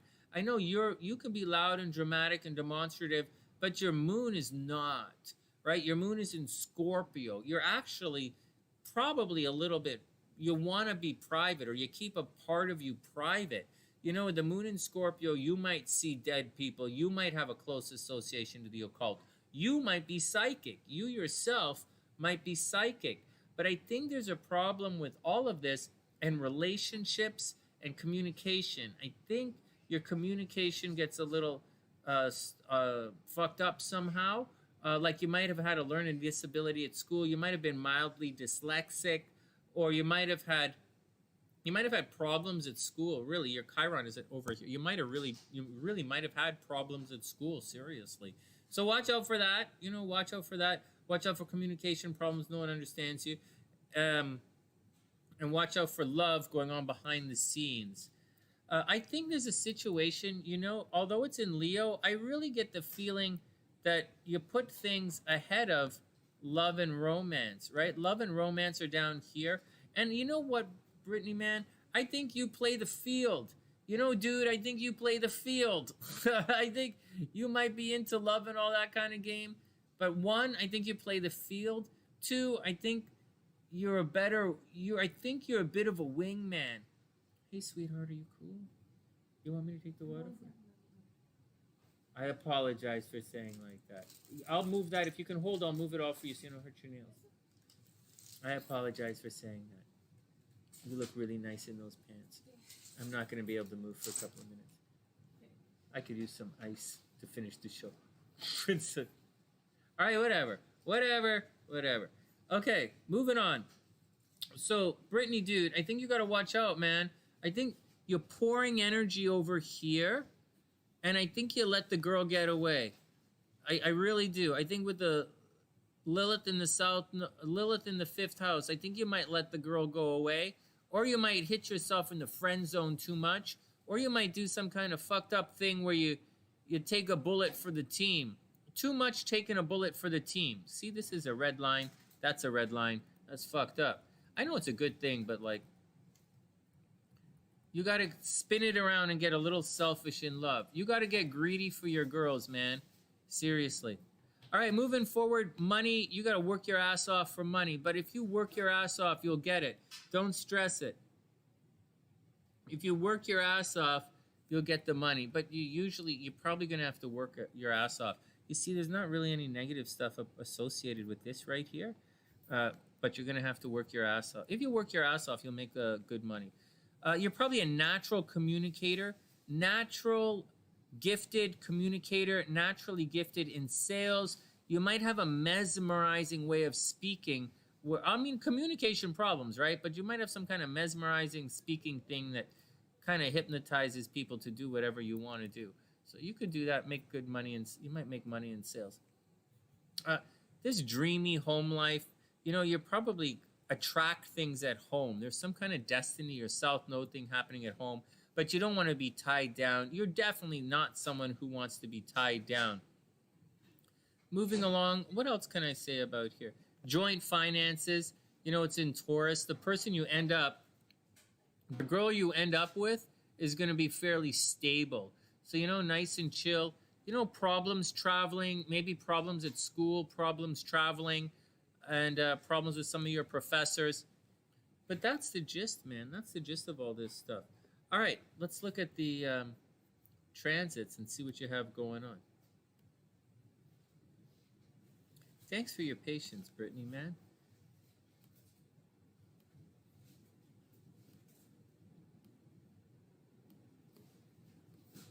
Okay, 1 second here.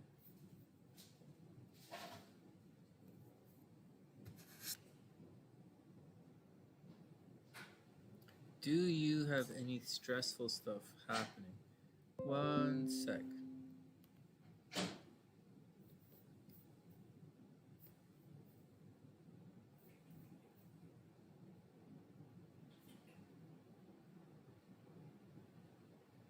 Why are these all so different?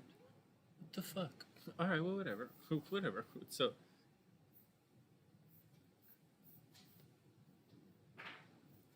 here we go. Yeah, well, these are mini reports, right, Brittany? Just mini readings. All right, here we go with the transits. Let's see what's going on in your life. So, you're going to go through. So, you are right now going through your Saturn square. You guys see that? Saturn 1 degree Scorpio, Saturn 1 degree Aquarius. This is the 7-year itch. Are you guys familiar with this term?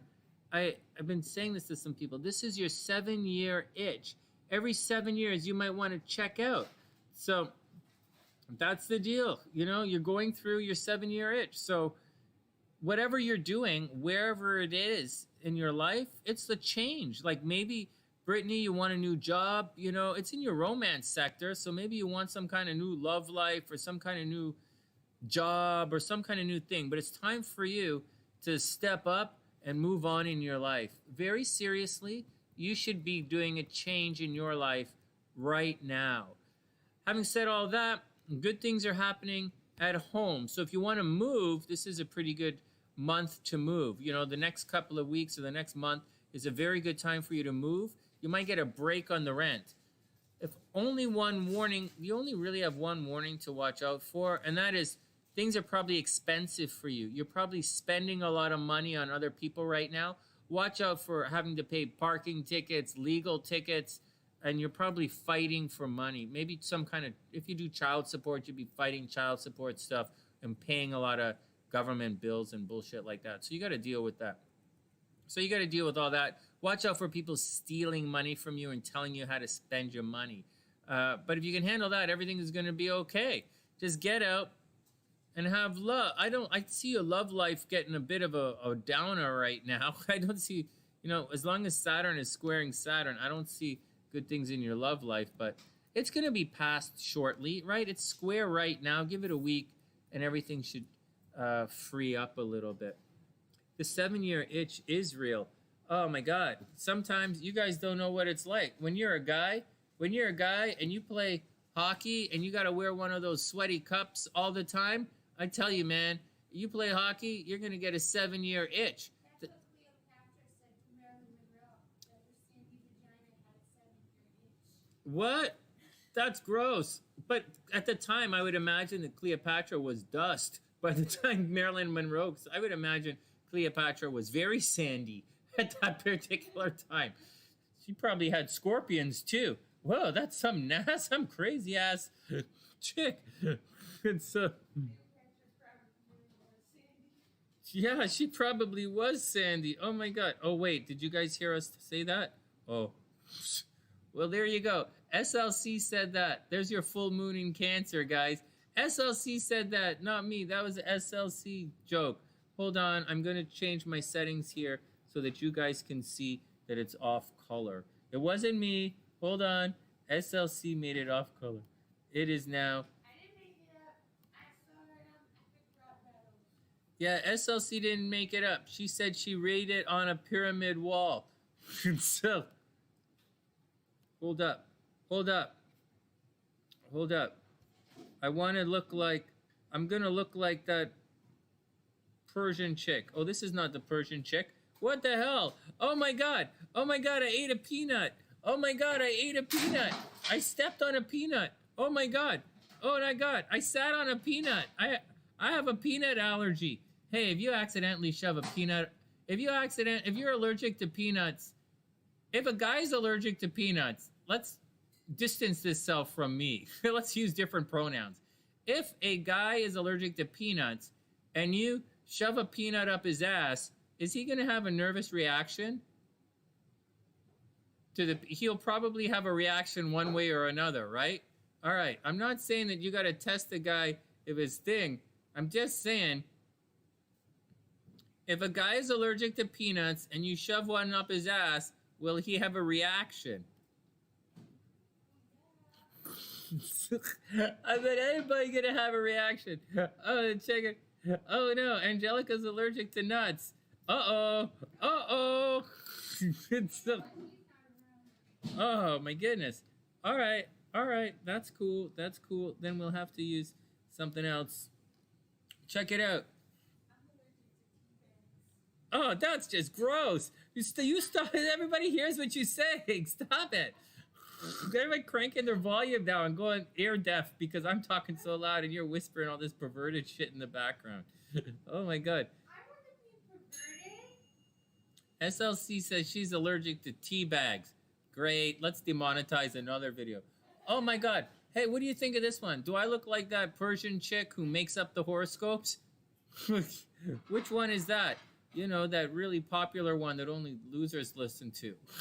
So, no, not Nadia. Nadia doesn't dress like this. Nadia might be Persian, but she's Canadian. Canadians don't dress like this. A lot of Persians are Canadian. A lot of Iranians, people from Iran, are in Canada. I don't know if there's a lot of them in the United States. I don't know if there are a lot of Iranians in the United States, but there are a lot of Iranians in Canada. A lot of Arabic people in Canada, a lot of Saudis in Canada, not a lot of Saudis in Canada. I didn't meet a lot, but there are a lot of Iranian, especially in Vancouver. It's because it's expensive to live in Canada, yeah. So, well, you know why all the princes go to Canada? Because I don't have any answer. Nobody goes to. And boring. They only go to Canada in the summertime. All the super rich people go to Canada in the summertime to party. Toronto is packed in the summertime. A lot of cultural stuff happens in Toronto. Lots of international cultural festivals. So there's that. In Toronto, Montreal doesn't need an excuse. People just go get drunk in Montreal. And then we have Vancouver. They all go to Vancouver in the summertime when they party it up. Because all the strip is right there downtown. It's easy to get to, and you can't really get lost. But for people to live in Canada, you gotta like dig the cold, right? So that's the deal, because it does get cold. Wing One said, many came here after you took in the Shah. Oh, of Iran, right? You took in the Shah of Iran. A lot of Iranians came here. No way. Half a hairband. I do. I feel like it. Actually, this makeup looks pretty good on me. I gotta say, this looks like my makeup. This looks like my Scorpio makeup. All right. Or, yeah, they would have been killed if they stayed. Yeah, a lot of Iranian. I talked to them. You know, my music studio was right across the hall from the Iranian Cultural Center. A lot of Persian influence in North Vancouver when I was on the North Shore. Oh yeah, they all talk about it. They all talk about the war. They all talk about, they all talk about how beautiful it was before the war. And I don't really know, but I know a lot of people from different parts of the world. In Canada? Yeah, a lot of them end up staying in the winter. Well, if you stay in Canada, you're gonna have to. Yeah, it's a lot nicer out. Well, it all depends on what you do. Oh no! Psychedelic! Oh no! I'm psychedelic! Oh no! Okay, everybody calm down. Everybody calm down. Everybody calm down. I'll get it done. Everybody calm down. All right, I gotta get going. The missus is right there waiting for me. So everybody be cool. Guys, thanks for all the support. I seriously appreciate it. I really do appreciate all the support. And thanks for letting me look at your charts. I really do enjoy it. It's a lot of fun. And let's continue. Let's keep setting our goals, guys. Don't get discouraged if you didn't reach your goal. Don't be discouraged. Just plan in, just keep going. Just double down on your goal. If it's important, then do it. I had five things you need to do when you're setting goals. And the very first thing you need to do is have leverage over yourself. And you need to have leverage over yourself. Why are you doing this goal? Whatever it is, like, why do you want to lose weight? And you need a lot of leverage. Like, I need to do it. Like, I have to do this goal because of this. And if I don't change, change has to be more important than staying. And you have to figure out, what leverage over yourself do you have? I had a lot of leverage to lose 20 pounds over myself. There are some physical things I want to do that I have to be lighter to do, like run, like jog with my mom, to do the yoga with my dad. If I just wanted to look good in a bikini, right? Like if I wanted to look good in a two-piece, then you don't have to lose weight. You don't have to get down to 150 pounds. All you got to do is eat lots of protein and keep lifting weights, and eventually you'll buff out. It's not a big deal. But if you buff out, you can't run a marathon with your mother. If you buff out, I'd like to see you do chin-ups, when you when you weigh in. So these are all things that I did. But the first thing you need is leverage over yourself. Why do you want to lose weight? Like, what's in it for you? Why do you want to go to school? Think about it. If you're going to university, what's your point of going to school? What leverage do you have over yourself? Why do you need to do that for you? Why do you need to lose weight? Why do you need to quit smoking? Is your need to quit smoking stronger than some of the reasons you smoke? Because if you do, you don't have leverage over yourself. I mean, if your need to smoke is stronger than your need to quit, then you don't have leverage over yourself. If your desire to sit on the couch and watch TV is stronger than your desire to go for a walk for 45 minutes, then you don't have leverage over yourself. If you don't want to apply for that job, if you don't want to study to get a better job and to do the homework, then you don't have leverage over yourself. If you don't want a better relationship, if you're kind of stuck in your rut, and then you don't have leverage over yourself. The first thing you need is leverage over yourself.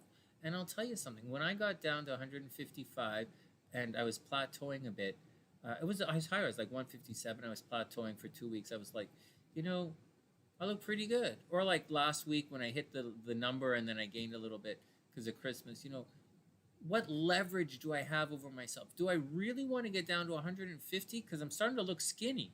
Do I really want that? And then I realized for everything else I do want this. I have leverage over myself. This is what I want. This is what I'm doing. And until you have leverage over yourself, your goals are useless. You don't have any goals. You have dreams. And that's the first thing. The 5 things you need to set a goal. No, I didn't say have a plan. Some people work well with a plan. Some people work well in a more organic environment. Some people, I think you should write it down, but some people aren't good with writing it down. Some people are superstitious. Some people want a 7-step program. Some want a 15 steps. Some want no steps. Some want the same kind of thing every day. Some want to mix it up every day. That's you. You know, your plan is your plan and it has to resonate with you. But you absolutely have to have leverage over yourself, right? Why are you doing this? For you. Then you have to have leverage over the thing you're trying to do. You know, what's the point? You know, when I studied economics at university, we looked at push factors and pull factors for the stimulating an economy. And the same kind of idea, push and pull factors, works towards your goals as well. So you have push factors, you know, what's pushing you? What's the leverage over yourself? Then you have pull factors. What leverage do you have over your goal? Right? Now, one of the leverage could be like a plan. You know, your plan could have leverage over the goal. Or like what other thing? What the leverage, what do you want? Like, what's the fucking point of losing weight? You know, not for you, but for around, you know, what leverage do you have over that? And then you got to look at a couple of things. Your goal has to be achievable, believable, and it has to, I wrote all this down. I was going to make a video, but I stopped caring. Whenever I stop caring and I throw in the towel and I'm like, fuck it, I stop doing it. Here, it has to be believable. So it has to be believable. You have to believe you can do it. You know, if you don't believe you can do it, then you can't fucking do it. It has to be achievable. You have to actually be able to achieve that goal. You know, saying you're going to lose 100 pounds in the next month is neither believable nor achievable unless you, like, chop your, like, ass off. Realistic. Yeah, it's not realistic. Oh, yeah, Joanna just said realistic. And third, it has to be specific and measurable. You have to have a very specific goal, and you have to be able to quantify that goal. That's why I'm headed for a weight number. Is it the healthiest thing in the world? No, but you can't really measure health to the number. So that's why I'm using weight as a number. And then once I hit weight as a number, then I'm going to use another number, which is how much I can lift at the gym. That's the next thing I'm going for. All right, so specific, measurable. Then you have to have an emotional investment in it. You know, leverage, you know, an emotional investment. You have to care about your goal. If you don't give a shit, you're not going to do it. Very seriously, you have to give a shit or it's not going to work. Then you have to have leverage over your goal. You know, why are you doing it? What are the benefits? What leverage do you have over your goal? If you complete it, what do you have to gain? You know, what are you going to get to gain? Then leverage over yourself. What happens if you don't do it? What's the damage? All right, whatever. That's what you need. As a hypnotherapist, that's the kind of stuff we used to talk about to help my clients set their goals. You know, it only seems like I'm losing weight quickly. It's taken 3 months. You know, this, in about a week and a half, it's going to be the 3rd month. And it took me 3 months to lose 21 pounds. So there you go, 7 pounds a month. And you lose about 2 pounds a week. And you don't lose any more than 2 pounds a week. If you lose more than 2 pounds in a week, absolutely stop. Excuse me, stop. You don't want your body to reset. You want your body to just kind of go down, go down, go down, go down. So don't lose too much more than that. I have a hot wife. That's leverage. Yeah, she's hot. She leverages the money out of my bank account pretty good. And so, and she love. You freely give it up, so. Yeah, well, that's what you're here for. So I make sure I freely give it up to you and not to everyone else on the planet, which I tend to do. And so, that's the deal. All right, let's get out of here. Let's get out of here. Let's get out of here. Let's get out of here. All right, guys, everybody be super cool. Thanks for hanging out tonight. I got to go hang out with the missus. And with that, from TheSunnySide.net, I'm Sonny, wishing everyone the absolute best of a super, super, super duper beautiful night. And I'll see you guys soon. Have a great night, guys. When we come back, there's a +1 and Ruby's on the board.